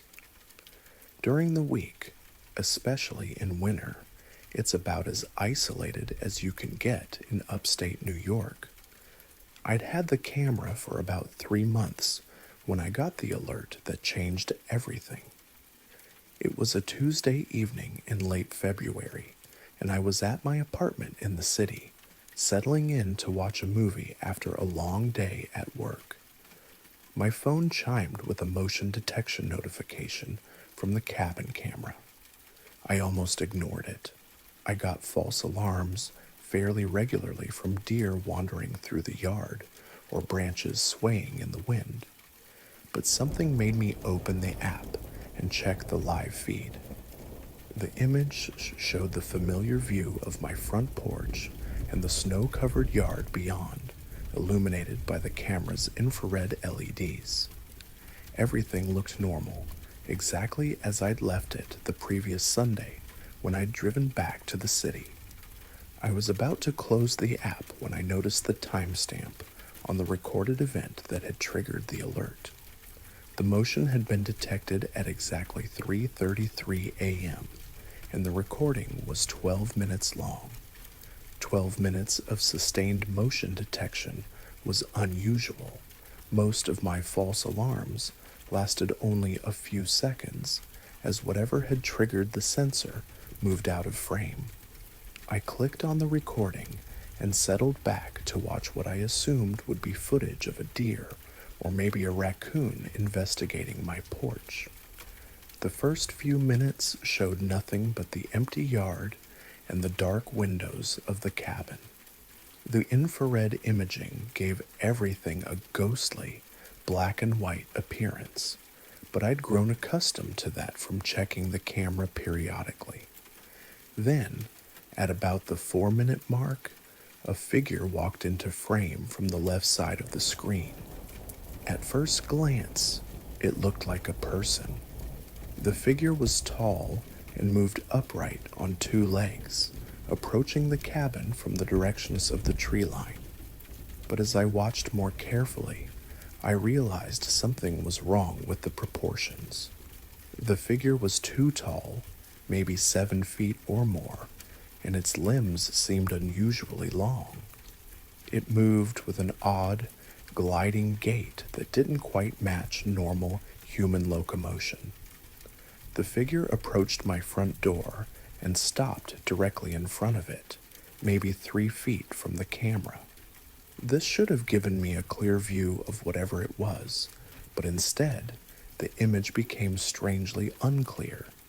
The infrared illumination seemed to scatter or diffuse around the figure, creating a halo effect that obscured details. I could make out the general outline: tall, thin, humanoid, but facial features, clothing, even specific body details were lost in a kind of visual static. What disturbed me most was how still it stood. For the remaining 8 minutes of the recording, the figure didn't move at all. It simply stood there facing my door, motionless as a statue. There was something profoundly unnatural about that stillness. No shifting weight, no minor adjustments of posture, none of the unconscious movements that even the most disciplined person would make while standing in one place for that long. At the end of the 12-minute recording, the figure simply walked away, moving back toward the tree line with the same gliding motion it had arrived with. It disappeared from frame, and the motion detection stopped. I immediately checked the live feed, but the yard was empty again, showing no sign that anything had been there. I watched the recording 3 more times that night, trying to make sense of what I was seeing. The rational part of my mind offered explanations. Maybe it was a very tall person in heavy winter clothing. Maybe the infrared imaging was creating visual artifacts. Maybe someone was playing an elaborate prank. But none of those explanations felt adequate. The figure's proportions were wrong, its behavior was wrong, and the way the camera seemed unable to capture clear details of it suggested something beyond normal technical limitations. I barely slept that night. Every time I closed my eyes, I could see that tall, still figure standing at my door, waiting for something I couldn't understand. The next morning, I called the county sheriff's office and reported a possible trespasser. I didn't mention the unusual aspects of the recording. I just said my security camera had captured someone on my property, and I was concerned about potential break-ins. Deputy Martinez was sympathetic, but not particularly surprised. He told me that isolated properties often attracted transients, especially during winter when people were looking for shelter. He said he'd have a patrol car drive by when possible, but with the cabin being so remote, regular patrols weren't practical. He suggested I consider additional security measures and promised to keep my report on file. I drove up to the cabin that weekend, partly to check on the property and partly because I needed to see the place where the recording had been made. Everything looked normal in daylight. No footprints in the snow, no signs of disturbance around the door or windows. I walked the perimeter of the cabin, looking for any indication that someone had been there, but the snow was unmarked except for animal tracks. I checked the camera's position and settings, wondering if there might be some technical explanation for the strange visual effects in the recording. But the camera was securely mounted and functioning normally. I even tested it by walking in front of it myself, and the infrared imaging captured my movements with perfect clarity. Whatever had caused the distortion around the figure in the recording, it wasn't a camera malfunction. That night, I stayed at the cabin with every light on and my grandfather's old hunting rifle within easy reach. I monitored the camera feed constantly on my phone, jumping at every shadow that moved across the screen. But the night passed quietly, and nothing appeared except a few deer browsing near the tree line around midnight. I thought that might be the end of it. Strange as the recording was, it was just one isolated incident, and there were probably rational explanations I hadn't considered. But 2 weeks later, I got another alert. This time, the motion detection triggered at 3:33 a.m. exactly, the same time as before. The recording was 12 minutes long, just like the first one, and when I opened the file, I saw the same tall figure approaching from the same direction, walking with that same unnatural glide, stopping in the same spot directly in front of my door. The visual distortion was even more pronounced in this second recording. The figure seemed to flicker and shift, as if the camera was having difficulty focusing on it. Sometimes it appeared solid and definite, sometimes it seemed translucent, almost ghostly. But throughout the 12 minutes, it maintained that same perfectly motionless stance, facing my door as if waiting for something. This pattern continued for the next 6 weeks. Every 2 weeks, at exactly 3:33 a.m., the motion detector would trigger. Every time, the recording would be exactly 12 minutes long. Every time, the same figure would appear, approach the door, stand motionless, and then walk away. The consistency was both fascinating and terrifying. Whatever this thing was, it was operating on a schedule, following some kind of routine that I couldn't begin to understand. I started researching everything I could find about unexplained sightings in the Adirondacks.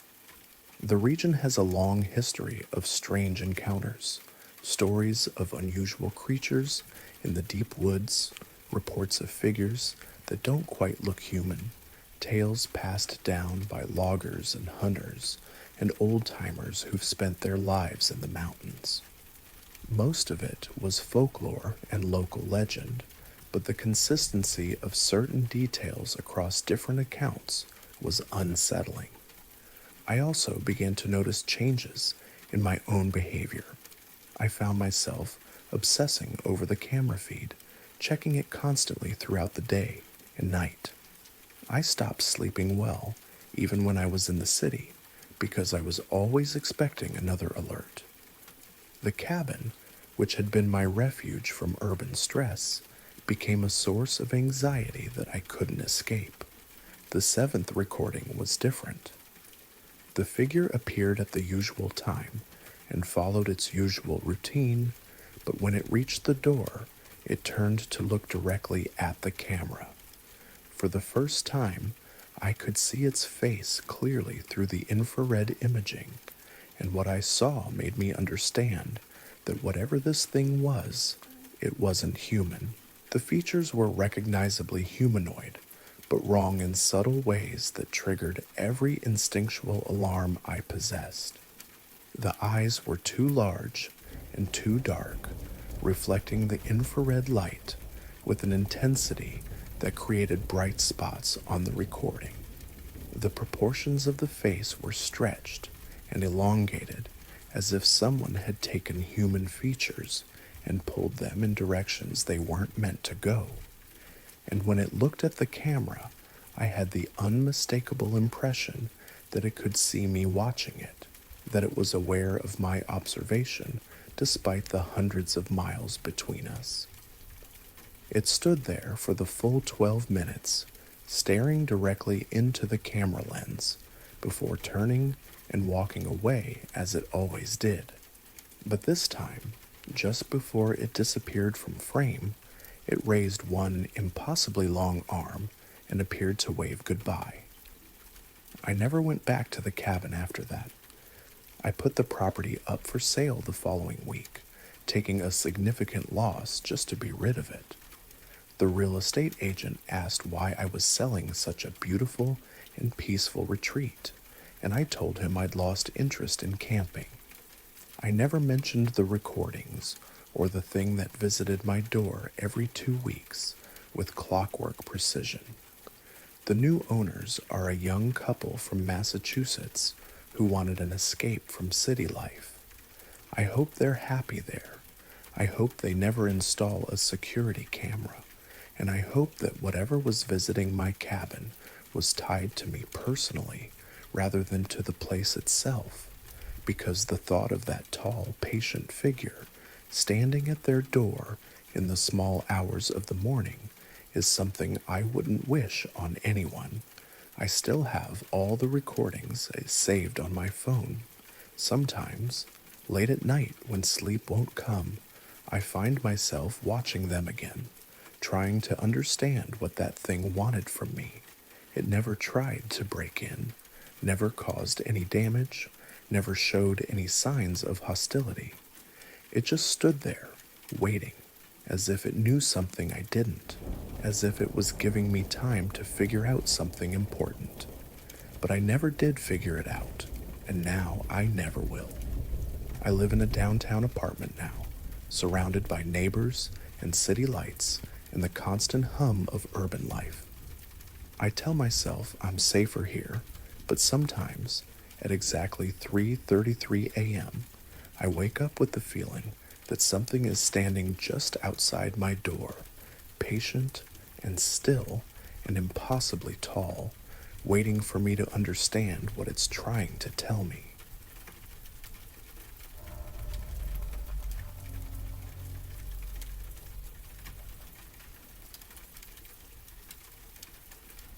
We were 4 miles down a dirt road, setting up for a weekend camping trip near an abandoned limestone quarry in the hills outside of Cedar Falls, Iowa, when we first heard the music. The quarry had been closed since the 1970s, and the area was remote enough that cell phones showed no signal and GPS struggled to maintain consistent readings. It was exactly the kind of isolation my three friends and I had been looking for, a place to disconnect from technology and enjoy a few days of fishing, hiking, and sitting around a campfire. The quarry itself was an impressive sight, a deep, water-filled pit maybe 300 yards across, surrounded by white limestone cliffs that dropped straight down into dark blue water. According to local history, the quarry had supplied stone for buildings throughout eastern Iowa before economic changes made the operation unprofitable. Since its closure, it had become a popular but unofficial swimming and camping spot, though we hadn't seen any other visitors during our Friday afternoon arrival. We'd set up our tents in a clearing about 200 yards from the quarry's edge, close enough to enjoy the scenic views, but far enough to avoid any safety concerns about the cliff edges. The area was peaceful and quiet, with the kind of profound silence that only comes with being truly isolated from human activity. Even the wildlife seemed subdued, just occasional bird calls and the rustle of small animals in the underbrush. Saturday evening, we were cooking dinner over our camp stove when Jake noticed what sounded like music coming from the direction of the quarry. At first, it was so faint that we weren't sure we were hearing anything at all, just a suggestion of melody that seemed to drift on the evening breeze. But as the sun set and the natural sounds of the countryside quieted, the music became more distinct. It was instrumental music, probably classical or orchestral, with the kind of complex arrangement that suggested a full symphony rather than a small ensemble. The sound had an ethereal quality that made it seem to come from everywhere and nowhere at once, as if the quarry itself were serving as a natural amplifier for music being performed somewhere we couldn't identify. Someone must be camping on the other side of the quarry, suggested Mike, though we hadn't seen any other vehicles or campsites during our exploration of the area that afternoon. We walked toward the quarry to investigate, following the music that seemed to grow clearer as we approached the limestone cliffs. But when we reached the edge and looked across the water, we could see no signs of other campers, no lights, no vehicles, no evidence that anyone else was in the area. The music continued, seemingly coming from the quarry itself, rather than from any specific location around its perimeter. Tom pulled out his phone to check if maybe we were somehow picking up a radio signal, despite having no cellular service. But his phone showed the same no signal indicator it had displayed since we'd arrived, and none of our devices were able to connect to any networks or detect any local radio transmissions. Maybe it's some kind of atmospheric effect, I suggested, though I had no idea what kind of atmospheric conditions could carry orchestral music to a remote quarry with no apparent source. We spent the next hour sitting on the limestone cliff, listening to what appeared to be a complete classical concert. The music included pieces I recognized, portions of Beethoven symphonies, Mozart concertos, and other classical works that seemed to be performed by a full orchestra with professional quality and precision. What made the experience particularly surreal was the acoustic quality of the music. It didn't sound like recorded music played through speakers with the compression and electronic artifacts that characterize reproduced sound. Instead, it had the dynamic range and spatial depth of live performance, with distinct instrumental sections that seemed to be positioned at different locations around the quarry. When the music finally faded around 10 p.m., we returned to our campsite puzzled but not particularly concerned. Rural areas sometimes experience unusual acoustic phenomena, and we assumed there was some rational explanation involving distant radio transmissions, atmospheric ducting, or other effects that could carry sound over long distances under the right conditions. But Sunday evening brought the same mysterious concert, beginning at almost exactly the same time and featuring what appeared to be different pieces performed by the same invisible orchestra. This time, we were prepared with recording equipment, hoping to capture evidence of whatever we were hearing. Jake had brought a digital recorder for documenting our camping trip, and we positioned it at the quarry's edge during the musical performance. But when we reviewed the recording the next morning, it contained only the normal sounds of evening in the countryside, wind, insects, and occasional bird calls. The orchestral music that we'd clearly heard for over an hour wasn't present in the recording at all. "That's impossible," Mike said as we listened to the recording that contained no trace of the music we'd all heard simultaneously. We were all standing right there. We all heard the same thing.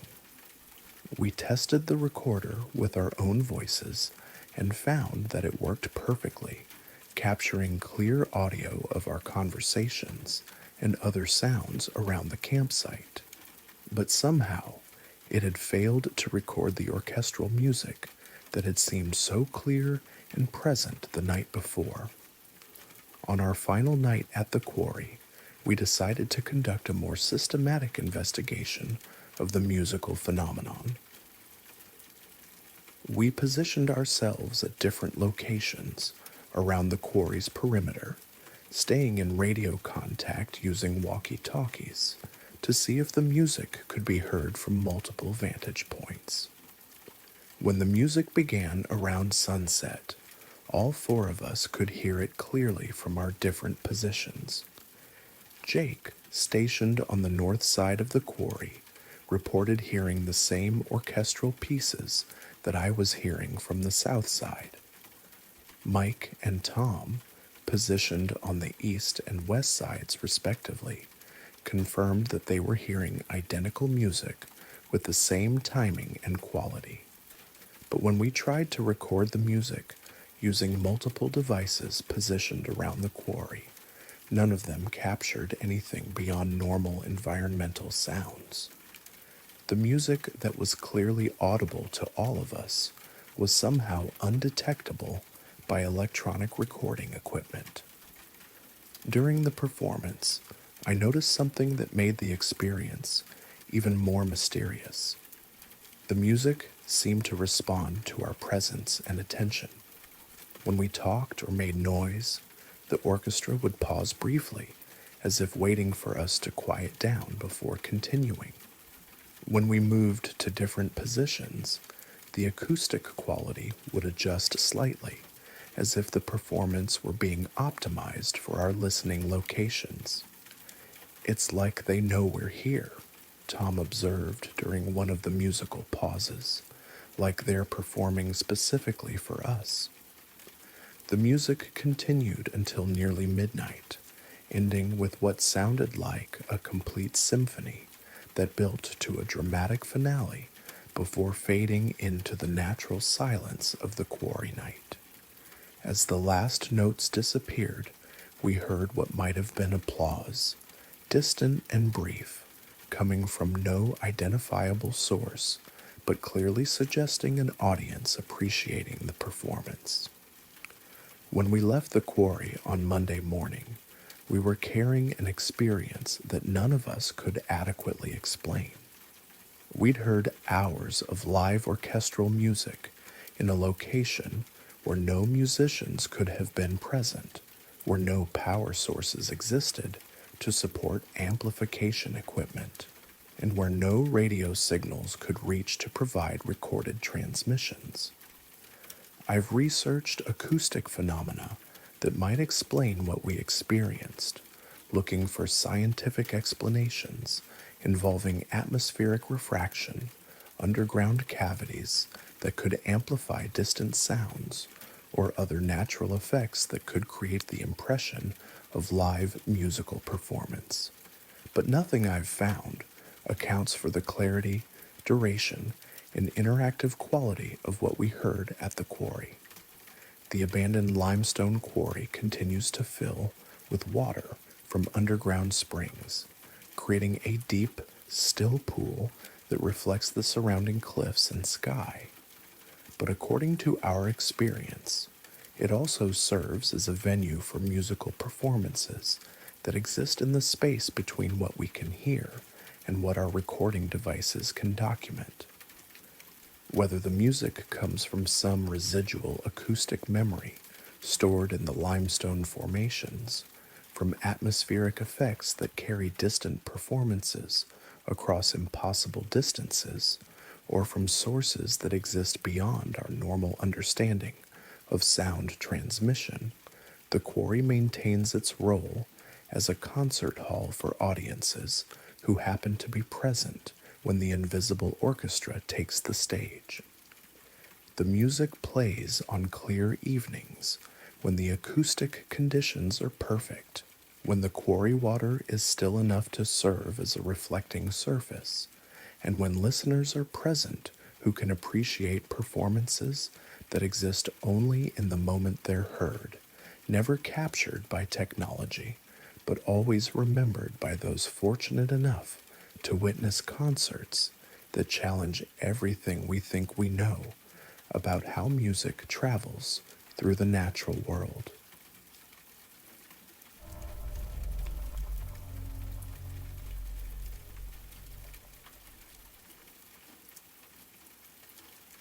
The dream came every night for a week before I understood what I was seeing. At first, it seemed like nothing more than fragments of light and shadow, numbers floating in darkness without context or meaning.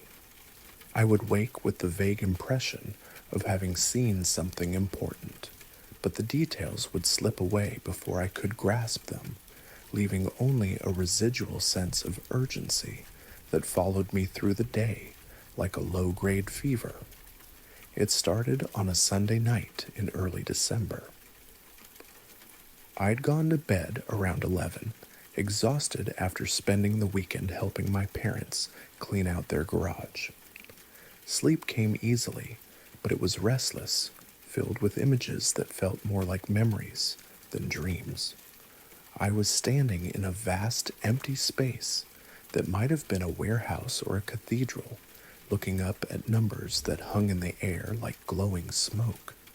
They were huge, maybe 20 feet tall, and they pulsed with a soft blue light that seemed to breathe. As I watched, the numbers changed. 5,147, 293, became 5,847, 292, then 5,847, 291, counting down with the steady rhythm of a heartbeat. When I woke Monday morning, I remembered only the feeling of watching something decrease, something that mattered in a way I couldn't explain.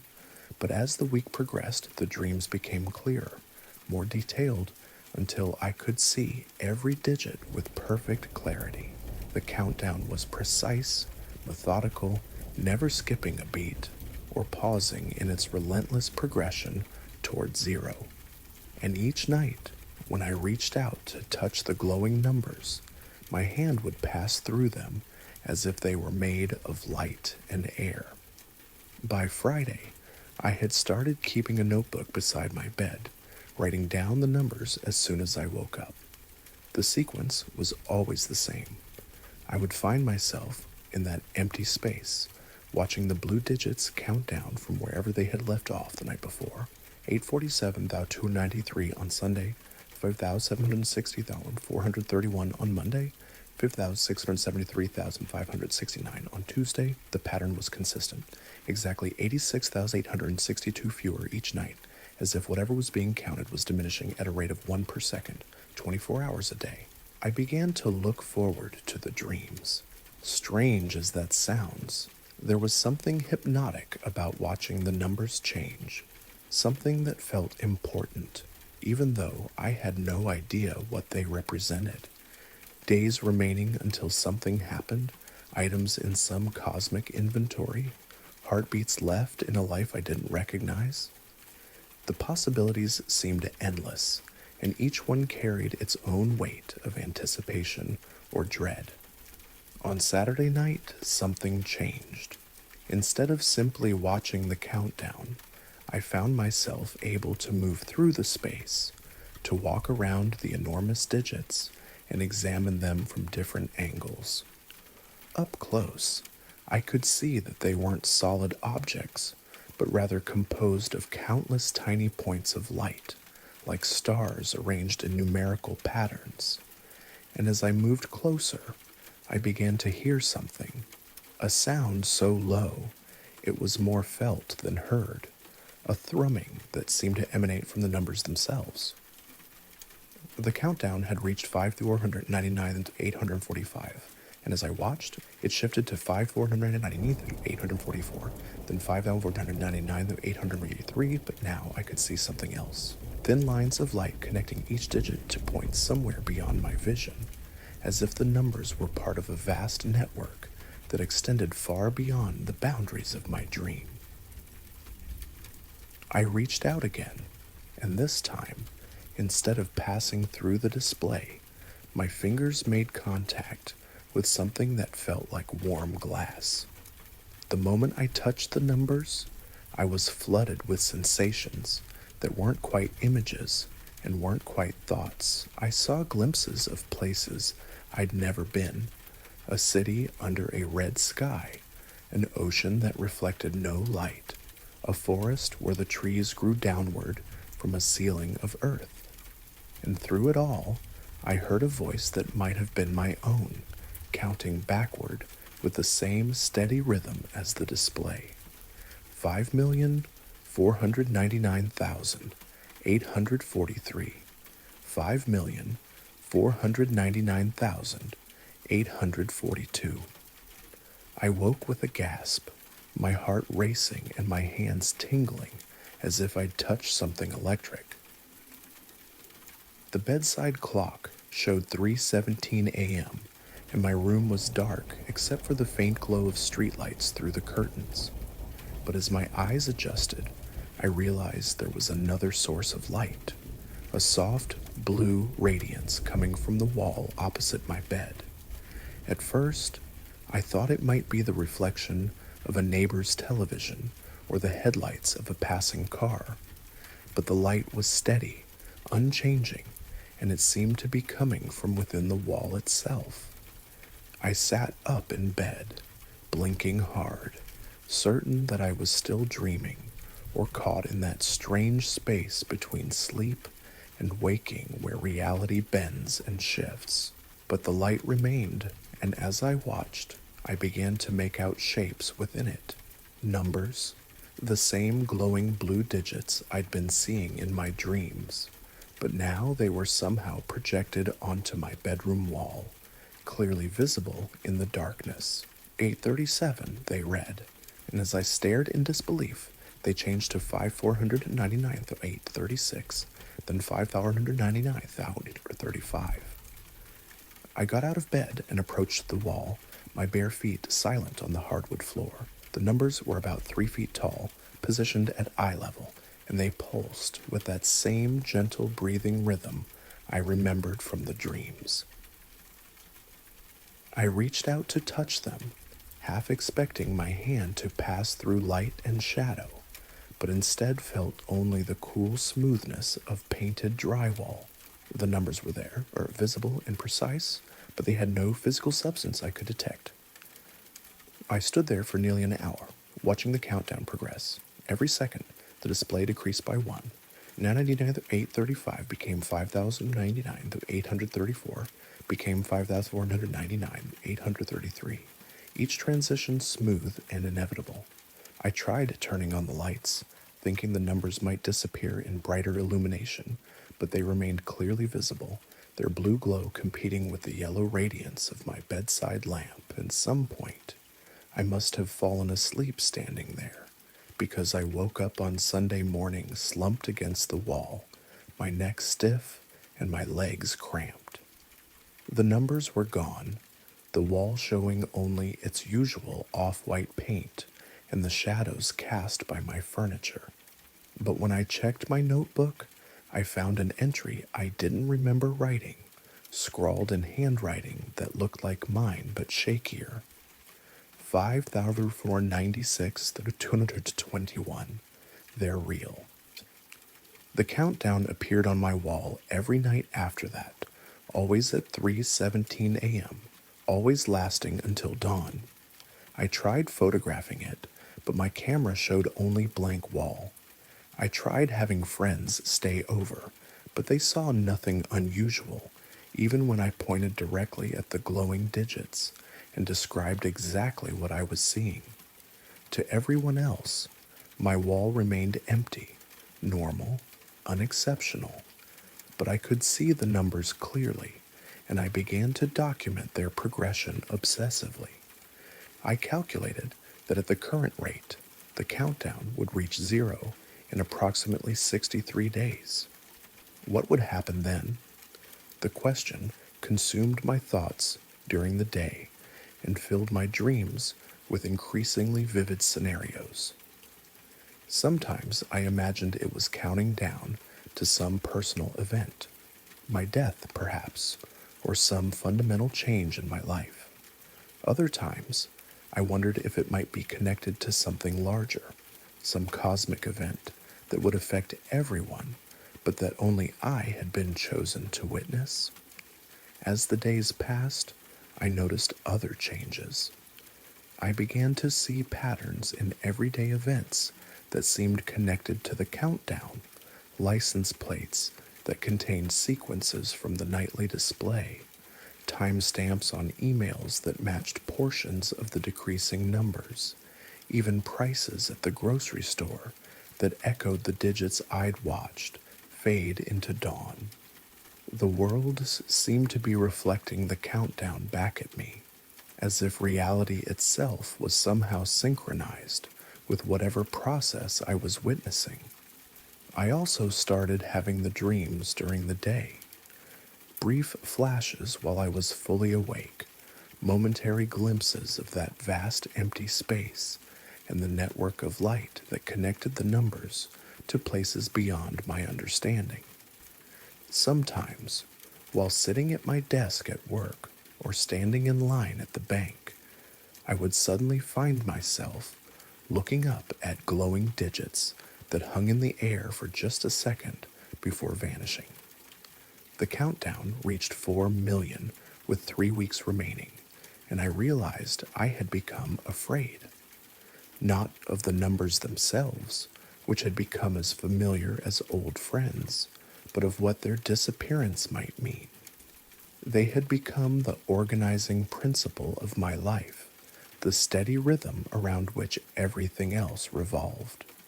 Without them, I wasn't sure who I would be or how I would measure the passing of time. I began to research countdowns, looking for any historical precedent for what I was experiencing. I found stories of people who had prophetic dreams, accounts of mysterious displays that appeared in the sky before significant events, tales of individuals who had been given advance warning of disasters or changes, but nothing that matched the precise mathematical progression I witnessed every night. With 1 week remaining, the countdown reached 604,097, and I made a decision.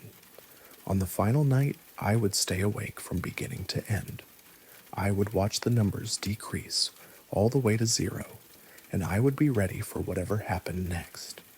I cleared my schedule, stocked up on coffee, and prepared myself for a vigil that might change everything or nothing. The last night arrived with surprising normalcy. The countdown appeared at 3:17 a.m. as it always did, showing 86 through 399. I settled into the chair I had positioned facing the wall and began the long watch toward 0. The numbers decreased with their usual steadiness: 86, 398, 86, 397, 86, 396. Each second brought me closer to an answer I wasn't sure I wanted to receive. As the countdown entered its final hour, something strange began to happen.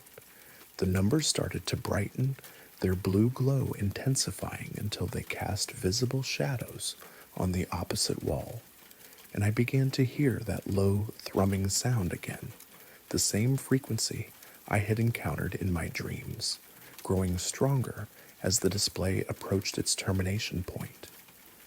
At 86, I could feel the sound in my chest, a vibration that seemed to synchronize with my heartbeat. At 43, the numbers were so bright I had to squint to look at them directly. At 21, the thrumming had become a harmony, as if multiple voices were counting down together in languages I didn't recognize. 10, 9, 8. The wall began to shimmer, as if the air itself was vibrating in sympathy with the countdown. 7, 6, 5. I could see shapes moving beyond the numbers, figures or forms that existed in the space between the digits. 4, 3, 2. At 1, everything stopped.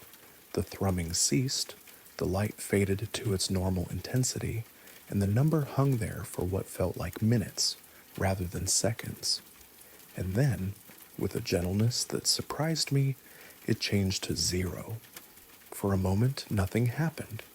The 0 glowed softly on my wall, complete and final, while I held my breath and waited. Then, gradually, the number began to fade, growing dimmer and more transparent until it was barely visible. And in its place, new numbers began to appear. 10,000,000. Another countdown, longer than the first, beginning its own slow journey towards some distant 0. I laughed then, a sound that was part relief and part recognition. Whatever I had been watching, whatever process I had been privileged to witness, it wasn't ending. It was beginning again, part of a cycle that might continue for decades, or centuries, or forever. I was not observing the countdown to an ending, but to a renewal, a reset, a fresh start in a game whose rules I might never understand. The new numbers continue to appear every night, and I continue to document their progression. I no longer worry about what will happen when they reach 0, because I know now that there will always be another countdown after this one, another chance to watch time move backward towards some moment of transformation or rebirth. And sometimes, in the quiet hours before dawn, I think I understand why I was chosen to see this. Not because I am special or important, but because someone needs to witness these countdowns, to track their progress and remember their patterns. Someone needs to know that time is not only linear, that numbers can count backward as well as forward, and that the end of one thing is always the beginning of another.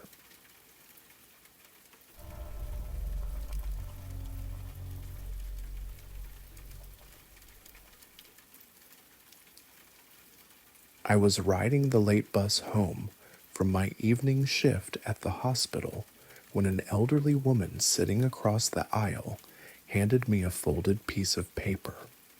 She didn't say anything, just leaned over, placed it in my hand, and gave me a small nod before returning to look out the window. I'd noticed her when I got on, probably in her 70s, wearing a faded green coat and carrying a canvas bag that looked like it had seen decades of use. The bus was nearly empty, just the two of us, and maybe 3 other passengers scattered throughout the seats. It was the kind of quiet Tuesday night ride where people keep to themselves, so her gesture was unexpected but not alarming. I assumed she was handing me a piece of litter, or maybe a religious pamphlet, the kind of thing that sometimes gets passed around on public transit. When I unfolded the paper, I found a pencil drawing of a house. Not just any house, my house. The sketch was remarkably detailed and accurate, showing the front porch with its distinctive crooked railing, the oak tree with the low-hanging branch that scrapes against the roof, even the specific pattern of cracks in the front walkway that I'd been meaning to repair for months. I looked up at the woman, but she was still gazing out the window, apparently lost in thought or deliberately avoiding eye contact. I wanted to ask her about the drawing, how she knew where I lived, why she'd drawn my house, whether this was some kind of mistake, but something about her posture suggested she didn't want to be approached. The drawing was done with careful attention to architectural details that would only be visible to someone who had spent considerable time observing the property. The proportions were correct, the windows were positioned accurately, and even small features like the loose shutter on the second floor and the garden gate that hangs slightly askew were depicted with precision. What made the drawing particularly unsettling was that it showed things I was certain couldn't be seen from the street. The back deck was visible in the sketch, along with the small shed in the rear yard and the specific arrangement of flower beds that my neighbor had planted along our shared fence line. These features were blocked from public view by the house itself and by privacy fencing. I studied the woman more carefully, trying to determine if I recognized her from my neighborhood or if there was any chance we'd met before. But she was completely unfamiliar, and I was certain I'd never seen her in my area. Our neighborhood was small enough that I knew most of the residents by sight, especially someone of her age who would stand out during regular walking hours. The bus reached my stop, and I had to decide whether to get off or stay on to continue the conversation. As I stood up, the woman finally looked directly at me and spoke for the first time. "Be careful with the basement stairs," she said quietly. "The third step from the bottom is loose." Then she returned to looking out the window, clearly indicating that the conversation was over. I got off the bus with the drawing in my hand, watching through the window as it pulled away. The woman didn't look back. When I got home, I immediately checked the basement stairs, something I hadn't thought to examine in the 6 months since I'd moved into the house. The third step from the bottom was indeed loose, wobbling noticeably when I tested it with my weight. It wasn't dangerous yet, but it was definitely something that needed to be repaired before it became a safety hazard. I spent the rest of the evening examining the drawing more closely and trying to understand how a stranger could have acquired such detailed knowledge of my property. The sketch included interior details that were visible through windows, suggesting the artist had spent considerable time observing the house from multiple angles. The level of detail was so accurate that I began to wonder if the woman was connected to the previous owner, perhaps a relative or friend who was familiar with the property from before I'd purchased it.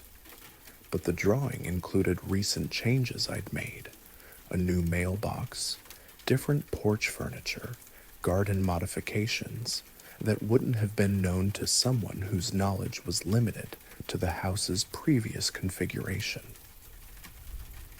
I asked my neighbors if they recognized the woman from my description, but no one had seen anyone matching her appearance in the area. I also checked with the bus company to see if they had any information about regular passengers who might ride that route, but they couldn't provide details about individual riders. Over the following weeks, I found myself paying closer attention to people on the bus and in my neighborhood, hoping to encounter the woman again so I could ask her about the drawing and her knowledge of my house. But I never saw her again, despite taking the same bus route every weeknight for months afterward. The drawing remains on my kitchen table, a reminder that someone has been observing my home with remarkable attention to detail. Every time I look at it, I notice new elements that demonstrate how thoroughly the artist had studied the property. Shadows that indicate the time of day when observations were made, seasonal details that show when the sketches were done, even small maintenance issues that I'd been planning to address. What bothers me most is not knowing why someone would create such a detailed record of my house, or how they acquired the knowledge necessary to draw it so accurately. The warning about the basement stairs suggests that the woman was genuinely concerned about my safety, but her method of communication was so indirect and mysterious that it raised more questions than it answered. I've become more conscious of my home's visibility from various angles, wondering how much of my daily routine might be observable to someone who was paying careful attention. The drawing serves as a reminder that privacy is more limited than we assume, and that people can acquire detailed knowledge about our lives through patient observation that we're not aware is occurring. Sometimes I wonder if the woman was trying to tell me something more than just a warning about loose stairs, perhaps communicating that my house has been under observation for reasons I don't understand. The drawing might be evidence of surveillance rather than casual interest, a way of letting me know that someone has been watching while maintaining the ambiguity necessary to avoid direct confrontation or explanation. The stranger on the bus gave me a gift that was both helpful and deeply unsettling, a demonstration of knowledge that she shouldn't have possessed, and a warning delivered through means that prevented any follow-up questions or expressions of gratitude. The drawing remains the only evidence that the encounter actually happened, a remarkably accurate sketch that documents my home in ways that suggest the artist knows far more about my daily life than any stranger should.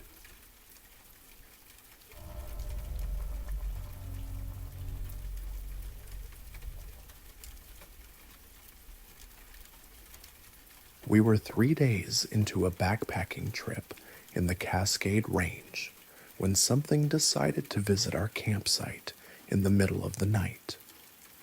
My girlfriend Sarah and I had chosen a remote trail in the Mount Baker Snoqualmie National Forest, one of those routes that requires a permit but sees few hikers even during peak season. We'd found what seemed like a perfect spot to camp, a small clearing beside a mountain creek, sheltered by old-growth Douglas firs and far from any other campers.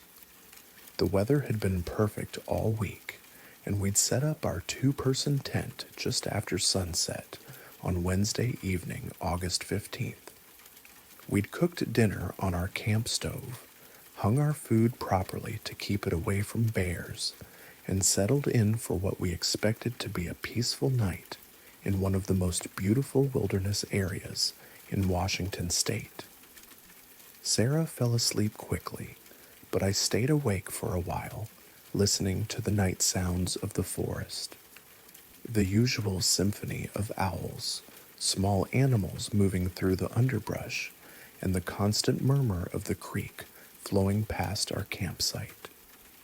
It was the kind of deep wilderness quiet that makes city noise seem like a distant memory, broken only by the natural sounds that remind you how alive the forest is, even in darkness. I must have been asleep for about 3 hours when the first impact woke me. Something struck the side of our tent with tremendous force, hitting the nylon wall about 2 feet from my head and making a sound like a baseball bat hitting a punching bag. The blow was hard enough to shake the entire tent structure and push the flexible tent pole inward, briefly pressing the fabric against my shoulder.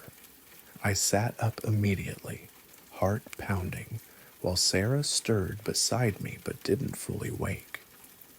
My first thought was that a large branch had fallen from one of the trees above our campsite. But when I listened for the sound of something hitting the ground outside the tent, I heard nothing. No crash, no rustling of vegetation, no indication that anything had fallen near our campsite. I reached for my flashlight and was about to unzip the tent door to investigate when the second impact hit. This time, whatever struck the tent hit the opposite wall near where Sarah was sleeping. The force was even greater than the first blow, hard enough to lift that side of the tent slightly off the ground and cause the rainfly to snap tautly against the tent body. We lay still for several minutes, listening for any sound that might indicate what had hit our tent. But the forest had gone completely silent. No owls, no insects, no small animals moving through the brush. Even the creek seemed muted, as if the entire ecosystem had suddenly become aware of some presence that didn't belong. I told Sarah to stay in the tent while I investigated, but she insisted we go out together. We both got dressed quickly and grabbed our flashlights before carefully unzipping the tent door. I half expected to find a large tree branch lying beside the tent, or some other obvious explanation for the impacts we'd experienced. But there was nothing there. No fallen branches, no displaced rocks, no signs of any disturbance around our campsite.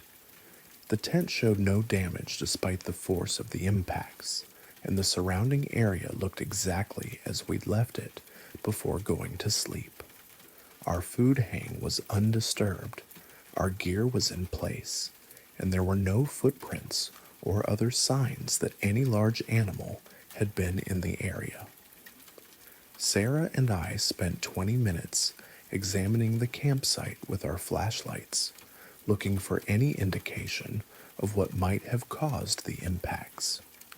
We checked the trees above the tent for loose branches, examined the ground for rocks that might have been thrown or rolled, and looked for animal tracks that might explain the disturbance. Maybe it was a bear investigating our campsite, Sarah suggested, though she didn't sound convinced. We'd both been camping long enough to know what bear encounters sounded like, and this hadn't matched any of those experiences. We were about to return to the tent when I noticed something that made me stop and scan the forest more carefully. The silence wasn't just absence of sound, it was an oppressive quiet that felt unnatural and deliberately maintained. In 30 years of camping, I'd never experienced forest silence that felt so complete and so intentional. As we stood there listening to the unnatural quiet, I became aware of a presence watching us from the tree line. Not a visual observation, I couldn't see anything unusual in the forest, but a distinct sense that something was positioned in the darkness beyond our flashlight beams, studying us with focused attention. Sarah felt it too. "There's something out there," she whispered, moving closer to me while sweeping her flashlight beam across the trees surrounding our campsite. We couldn't see anything, but the feeling of being watched intensified. Whatever was out there was large, intelligent, and completely motionless. It wasn't hiding exactly. It seemed confident that it could remain undetected despite our awareness of its presence. I called out into the darkness, identifying ourselves as campers and asking if anyone needed assistance. My voice echoed strangely in the forest, as if the trees were absorbing sound in ways they shouldn't. But there was no response, just the continued sense that something was evaluating us from a position we couldn't identify. We decided to return to the tent, partly because standing in the open felt increasingly uncomfortable, and partly because we hoped that whatever was watching us would lose interest if we appeared to be settling back down for the night. But we left our flashlights on and positioned ourselves so we could quickly exit the tent if necessary. For the next hour, nothing happened. The forest gradually returned to its normal nighttime sounds, and the oppressive sense of being watched slowly faded. Sarah eventually fell back asleep, but I remained awake, listening for any indication that our midnight visitor might return. Around 4 a.m., I was finally starting to drift off when I heard movement outside the tent. Not the heavy footsteps of a large animal, but a deliberate, careful approach that suggested intelligence and caution. Whatever was coming toward our campsite was making an effort to move quietly, placing each footstep with precision to minimize noise. I listened to this careful approach for several minutes, tracking the movement as it circled our tent at a distance of maybe 20 feet. The footsteps were too quiet and too controlled to be made by any large animal I was familiar with. They had the deliberate quality of someone who was experienced at moving through forest terrain without detection. The circling continued for about 10 minutes before the footsteps stopped directly behind our tent, maybe 6 feet from the back wall. I could hear breathing, slow, deep, and controlled breathing that suggested whatever was out there was much larger than a human, but capable of the kind of respiratory control that indicated intelligence. Then, without any warning, our tent was struck again. This time, the impact came from directly behind, hitting the back wall with such force that it pushed both of us forward and caused the tent stakes to shift in the ground. But instead of a single blow, like the earlier impacts, this was a deliberate shake, as if something had grabbed the tent and was testing its stability. Sarah and I both sat up, and I called out again, demanding to know who was there and what they wanted. The shaking stopped immediately, and we heard rapid movement away from our campsite, not running, but quick, purposeful steps that suggested retreat rather than flight. We got dressed again and conducted another investigation of the area around our tent, but once again found no evidence of what had been disturbing our campsite. No footprints, no disturbed vegetation, no physical signs that anything had been there. The tent showed no damage despite the force and duration of the impacts. We broke camp at first light and hiked out that morning, cutting our trip short by 2 days. During the hike back to the trailhead, we discussed what we'd experienced and tried to come up with rational explanations. Bears investigating human scents, falling branches that had bounced away from our campsite, even the possibility that other campers had been playing pranks on us. But none of those explanations adequately accounted for what we'd experienced. The impacts had been too forceful and too deliberate to be accidental, too controlled to be the result of normal animal behavior, and too isolated to be the work of human pranksters who would have had to hike miles in darkness to reach our remote campsite. When we reached the trailhead, we filed a report with the Forest Service, describing our experience as a possible bear encounter. The ranger who took our report wasn't surprised by our story, noting that there had been several reports of unusual animal activity in that area over the past few months. When I asked for more details, he mentioned that other campers had reported similar nighttime disturbances, impacts on tents, sounds of large animals moving through campsites, and the sense of being watched by something that couldn't be observed directly. I've never returned to that area of the Cascade Range, but I've researched reports of similar encounters in other wilderness areas. What I've found is a pattern of experiences that match ours closely, campers being visited by something large and intelligent that investigates human presence without revealing itself, something that can move through forest terrain with remarkable stealth, but occasionally announces its presence through deliberate physical contact. The scientific explanation that makes the most sense is that we encountered a large, intelligent animal that has learned to avoid direct human contact while satisfying its curiosity about our activities. But the level of stealth, the deliberate nature of the interactions, and the complete absence of physical evidence suggest an intelligence and capability that exceeds what we know about any documented wildlife species. Whatever visited our campsite that night in the Cascades was real, physical, and purposeful. It struck our tent with enough force to wake us and shake our shelter, but it left no traces that would allow us to identify or track it.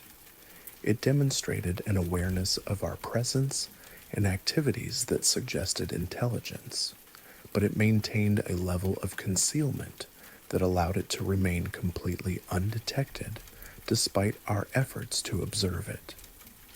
The wilderness of the Pacific Northwest contains mysteries that extend beyond the documented wildlife that inhabits these ancient forests.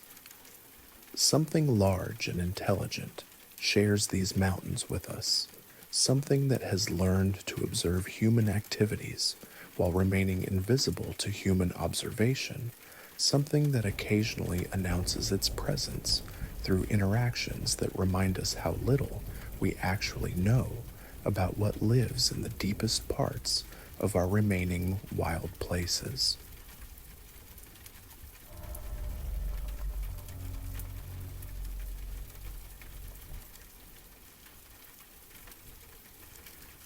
He walked into the bookstore on a Tuesday afternoon in March, during that quiet hour when the lunch crowd had gone back to work and the evening browsers hadn't yet arrived.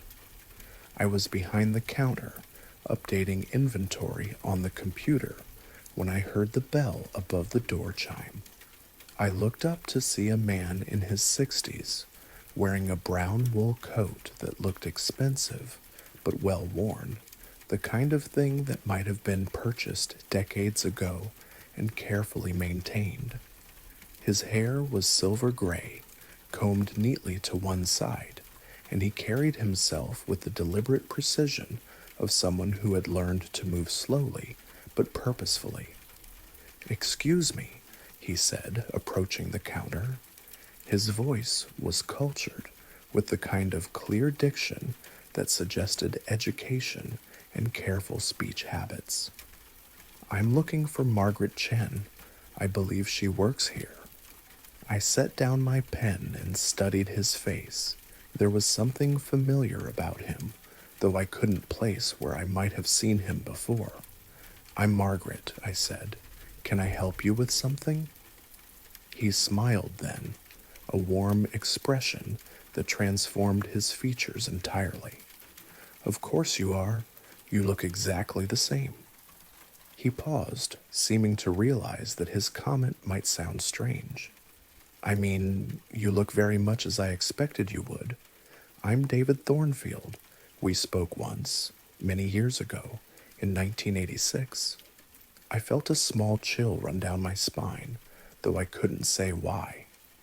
I was 23 in 1986, fresh out of college, and working at a different bookstore in Portland, 300 miles from where I now lived.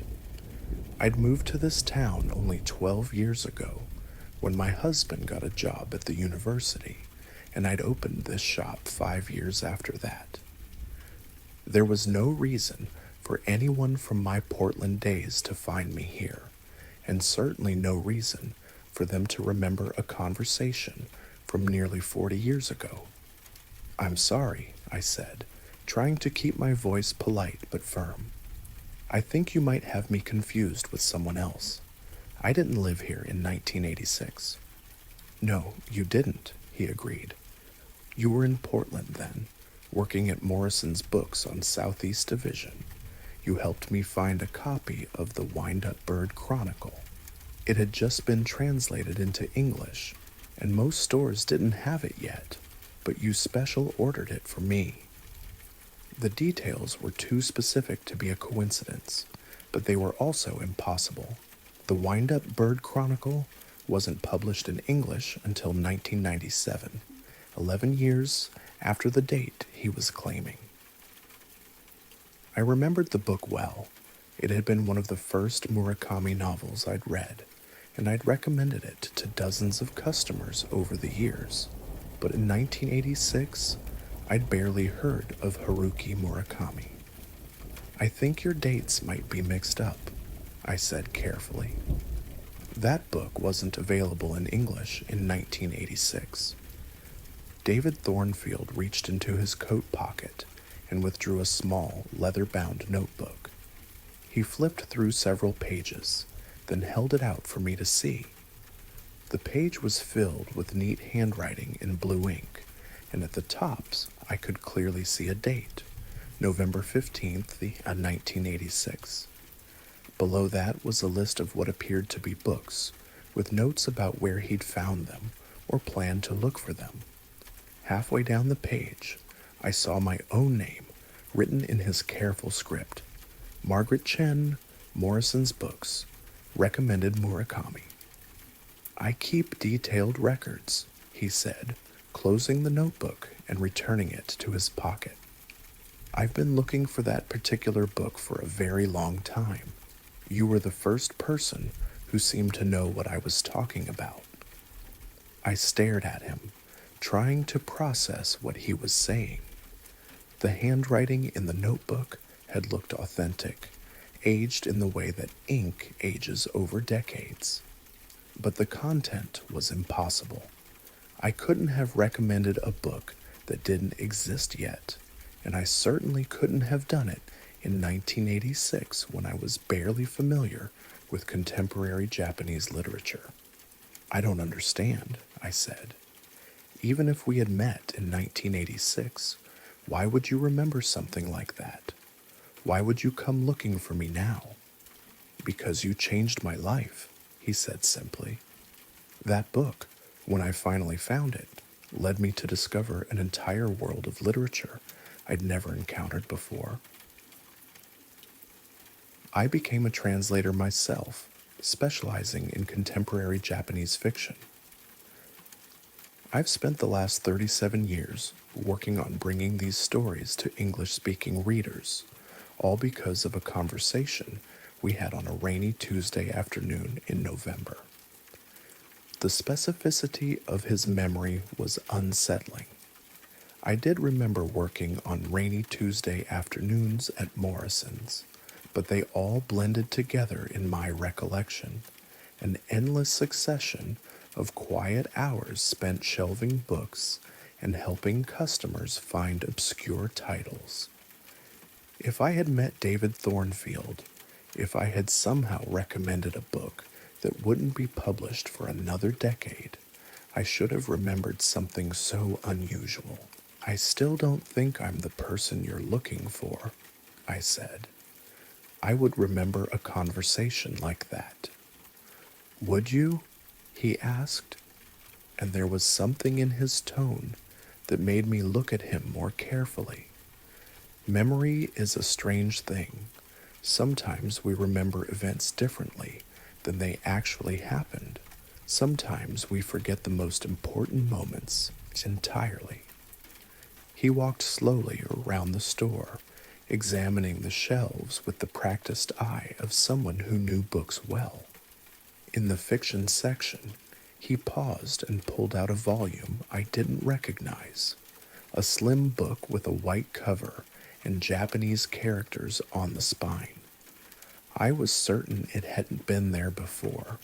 I knew every book in my inventory, and I would have noticed something I couldn't identify. "Here it is," he said, bringing the book to the counter. "This is what I was looking for in 1986. You told me it would be worth the wait." I took the book from his hands and examined it. The cover was elegant but simple, with the title printed in both Japanese and English, The Wind-Up Bird Chronicle by Haruki Murakami. But this wasn't the edition I knew. The cover design was different, and when I opened it to check the publication information, the page was blank. Not missing, but blank, as if the text had never been printed there. "I don't know how this got here," I said, my voice barely above a whisper. "This isn't one of my books." "Isn't it?" David asked. "Are you sure?" I set the book down on the counter and stepped back from it. The rational part of my mind was insisting that this was some kind of elaborate prank, that someone was playing a trick on me for reasons I couldn't fathom. But the book felt real under my hands, solid and substantial, and there was something about David Thornfield's presence that defied easy explanation. "I need to ask you to leave," I said, though the words felt strange in my mouth. "I don't know what kind of game this is, but I don't want to be part of it." "Of course," he said, reaching for his wallet. "But let me pay for the book first. I've been looking for this particular edition for a very long time." I wanted to tell him that the book wasn't for sale, that it shouldn't even exist in my store, but somehow I found myself quoting a price, $24.95, though I had no idea where that number came from. He handed me exact change, including the 95 cents in small coins, as if he'd known precisely what the cost would be. "Thank you, Margaret," he said, tucking the book under his arm. "I want you to know that our conversation in 1986 was one of the most important moments of my life, even if you don't remember it. Sometimes the things we do without thinking about them turn out to have consequences we never could have imagined." He walked toward the door, then paused and turned back to me. "I hope you don't mind my asking, but do you ever have dreams about books that don't exist yet? Stories that seem familiar, even though you've never read them before?" The question hit me like a physical blow. I did have dreams like that, vivid, detailed dreams about novels I'd never heard of, written by authors whose names I couldn't recall upon waking. I'd always assumed they were just the product of an imagination shaped by decades of reading, my sleeping mind recombining familiar elements into new configurations. But now, looking at David Thornfield's expectant face, I wondered if there might be another explanation. "Sometimes," I admitted. "I thought so," he said. "Time isn't as linear as we like to pretend, Margaret. Sometimes information travels backward as well as forward. Sometimes we know things before we're supposed to know them, and we don't realize it until much later." The bell chimed as he opened the door, and cool March air swept into the store. "Thank you again," he said, "for everything, past, present, and future." After he left, I stood behind the counter for a long time, staring at the empty space where the book had been. I checked my sales records, but there was no entry for the transaction, no record that David Thornfield had ever been in my store. The $24.95 he'd given me was real enough. I could feel the bills and coins in my hand, but according to my computer, I hadn't sold anything all afternoon. I drove to the library that evening and spent 2 hours researching David Thornfield. I found several academic papers published under that name, all dealing with Japanese literature and translation theory. The author's biography mentioned that he was professor emeritus at a university in Oregon and that he had been instrumental in bringing several important contemporary Japanese novels to English-speaking audiences. The photograph showed the same man who had visited my store, though perhaps a few years younger. But I also found his obituary, published in the Portland newspaper 6 months earlier. According to the article, David Thornfield had died peacefully in his sleep at the age of 73, survived by no immediate family. The obituary mentioned his contributions to literary translation and noted that he had been working on a memoir about his career up until the time of his death. I've never been able to explain what happened that Tuesday afternoon. I've told the story to a few close friends, but their reactions are always the same: polite skepticism, followed by gentle suggestions that I might have been working too hard, that the stress of running a small business can play tricks on the mind. They're probably right. It's certainly more likely that I experienced some kind of hallucination than that I was visited by a dead man who remembered a conversation we'd had about a book that didn't exist yet. But I still have the money he gave me, $24.95, that I keep in a separate envelope in my desk drawer. And sometimes, when I'm working alone in the store during the quiet afternoon hours, I find myself looking at the fiction section, half expecting to see that white-covered book materializing among the familiar spines. Because I know now that time might not work the way we think it does, that the conversations we have today might echo backward into yesterday, and that sometimes the most important moments in our lives are the ones we don't even realize we're living.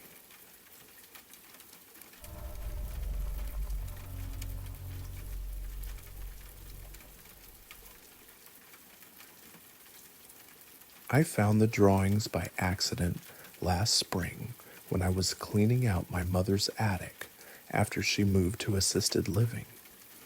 They were in a shoebox underneath a pile of old photo albums, mixed in with report cards and Mother's Day cards I'd made in elementary school. I almost threw the whole box away without looking through it, but something made me sit down on the dusty floor and sort through the contents one more time. Most of it was exactly what you'd expect: crayon drawings of houses with triangle roofs and stick figure families, construction paper turkeys made by tracing my hand, the usual artifacts of childhood creativity. But there was one group of drawings that made me pause. They were all done in colored pencil, more detailed than my typical 6-year-old artwork, and they all depicted the same subject: a tall, thin figure standing among trees.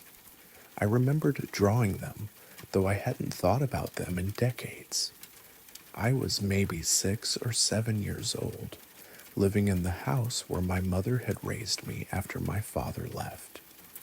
It was a small ranch-style home on the outskirts of Millbrook, Vermont, backed up against several acres of mixed forest that stretched to the base of the Green Mountains. I spent most of my childhood in those woods, building forts and following deer trails and generally treating the forest as my personal playground. But I also remembered being afraid of the woods sometimes, especially in the late afternoon when the shadows grew long and the light filtering through the leaves took on that golden, almost magical quality that makes familiar places seem suddenly foreign. I would tell my mother that there was someone in the woods, someone who watched me when I played outside. She would always ask who it was, and I would try to explain, but I never had adequate words for what I was seeing. So I drew instead. Looking at those drawings 30 years later, I was struck by their consistency. In every one, the figure was the same, impossibly tall and thin, with arms that hung down past its knees and a face that was just a pale oval with no distinguishable features. It stood among the trees like it belonged there, like it was as much a part of the forest as the oaks and maples that surrounded it. Sometimes I had drawn it partially hidden behind tree trunks, sometimes standing in small clearings, but always motionless, always watching. The strangest thing about the drawings was how well proportioned they were for a child's artwork. Usually, kids that age have trouble with scale and perspective, but these figures were drawn with a careful attention to size relationships that suggested I was trying very hard to get something exactly right. The figure was always drawn to be about 7 or 8 feet tall, towering over the trees in a way that looked anatomically possible but deeply unsettling. I took the drawings home with me, along with a few other childhood keepsakes, and stuck them in a folder on my desk. I told myself I was just being nostalgic, but I found myself looking at them frequently over the following weeks. There was something about them that nagged at me, some quality that suggested they weren't entirely products of a child's imagination. A month later, I decided to drive up to Vermont to visit the old house.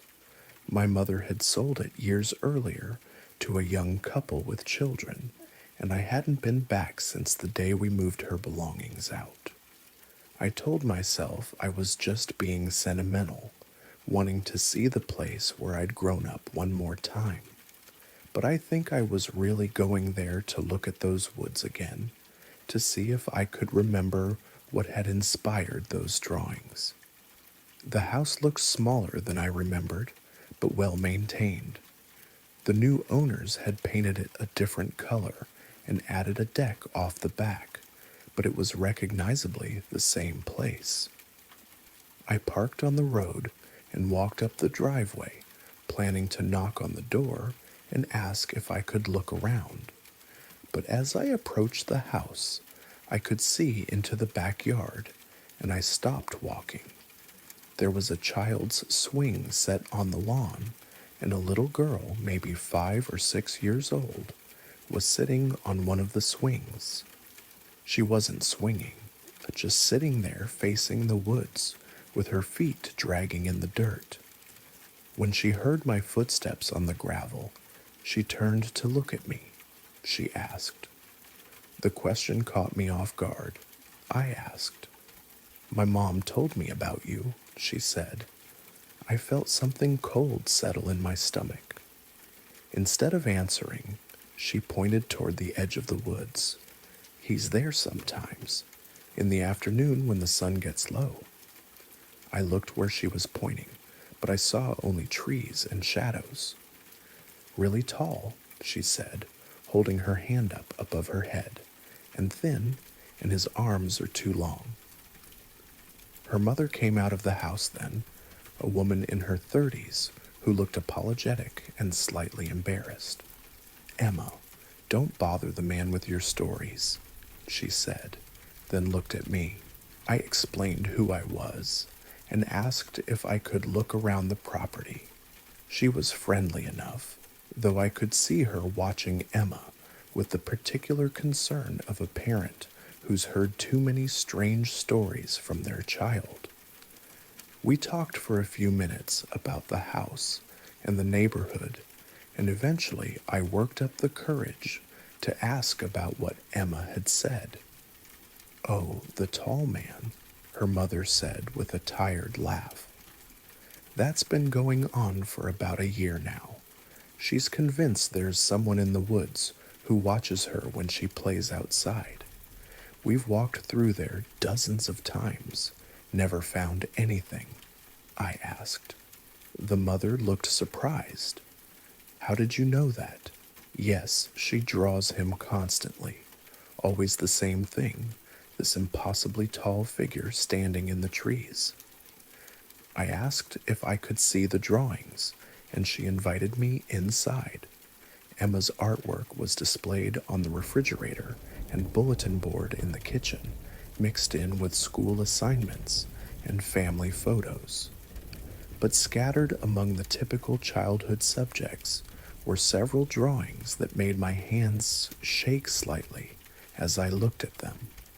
They were nearly identical to the ones I had drawn 30 years earlier. The same impossibly tall, thin figure, the same careful attention to proportion and scale, the same sense that the artist was trying very hard to document something real rather than create something imaginary. Emma had even used colored pencils, just as I had, and her technique was remarkably similar to my own childhood style.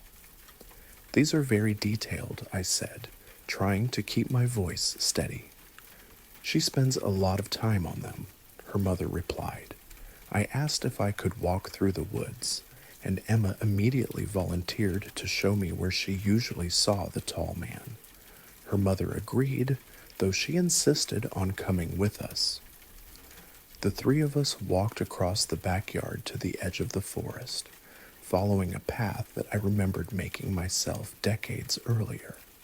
The woods looked much the same as they had when I was a child, mixed hardwoods with thick undergrowth, crossed by old stone walls that marked property boundaries from when the area had been farmland. Emma led us to a small clearing about 100 yards from the house, a circular space maybe 20 feet across, where very little grew beneath the canopy. "This is where I see him most," she said, pointing to a spot at the far edge of the clearing. "He stands right there, between those two big oak trees. Sometimes he's there when I come out to play. Sometimes he shows up while I'm playing. But he never moves." I looked at the spot she indicated. The two oak trees were massive, probably over 100 years old, and they created a natural frame that would perfectly silhouette a tall figure standing between them. The late afternoon light was filtering through the leaves in exactly the way I remembered from my childhood, creating shifting patterns of shadow and brightness that could easily trick the eye. But as I stood there, I began to feel the same unease I had experienced as a child. There was something about that particular spot, something about the way the shadows fell between those trees that seemed to draw the eye and hold it. I found myself staring at the space between the oaks, waiting for something to move or change or reveal itself. Emma asked.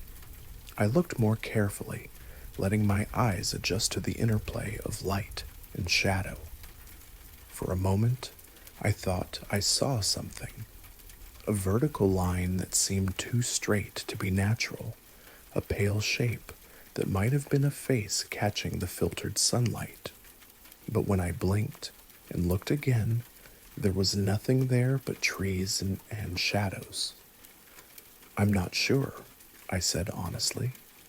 We walked around the clearing for a few more minutes, and I took some photos of the area with my phone. Emma showed me other spots where she had seen the tall man, always at the edge of clearings, always standing motionless among the trees. Her descriptions were remarkably consistent and surprisingly detailed for a child her age. As we walked back to the house, Emma's mother asked me quietly if I had ever seen anything unusual in those woods when I was a child. I hesitated, then told her about my own drawings, about my own childhood conviction that someone watched me from among the trees. She looked troubled but not entirely surprised. "I've been thinking about having the woods surveyed," she said. "Maybe there's something back there, an old building foundation, or some kind of structure that creates unusual shadows." She trailed off, shaking her head. I gave her my contact information and asked her to let me know if Emma saw anything else unusual. Then I drove home, thinking about those drawings and the strange consistency of a child's vision across decades. That night, I scanned Emma's drawings and compared them side by side with my own childhood artwork. The similarities were remarkable, not just in subject matter, but in style, perspective, and attention to detail. It was as if we had both been trying to document the same phenomenon, separated by 30 years, but united by a shared vision of something that lived in the shadows between the trees. I started researching the history of that area, looking for any reports of unusual sightings or unexplained phenomena. I found a few scattered accounts over the decades. Hikers who reported seeing a tall figure watching them from the forest, children who drew pictures of a thin man who lived in the woods, local folklore about something that wandered the mountains. None of it was definitive, but there was a pattern, a consistency that suggested something more than childhood imagination or adult misperception. 3 months later, Emma's mother called me. Emma had stopped talking about the tall man, stopped drawing pictures of him. When her mother asked why, Emma said simply that he wasn't there anymore, that he had gone somewhere else. The woods behind their house felt different now, she said, emptier. I drove up to Vermont the following weekend and walked through the forest again. Emma was right. Something had changed. The oppressive feeling of being watched was gone, replaced by the normal, peaceful atmosphere of a woodland afternoon. The clearing where Emma had seen the tall man felt like just another spot in the forest, no longer charged with the strange energy that had made it seem significant. Not that he had never existed, not that she had stopped imagining him. He had gone somewhere else, as if he were real, as if he had agency, as if he were capable of making decisions about where to be and when to be seen. I still have those drawings, both mine and photocopies of Emma's. Sometimes I look at them and try to convince myself that they're just the products of overactive childhood imaginations, influenced by shadows and stories and the human tendency to see faces in random patterns. But the consistency is too striking, the details too specific, the timing too coincidental. Something lives in those woods, something that watches children at play and inspires them to document what they see with careful, precise drawings. Something that exists at the edges of vision and understanding, revealing itself only to those young enough to accept what they see without demanding explanations. I don't know what it is, but I know it's real.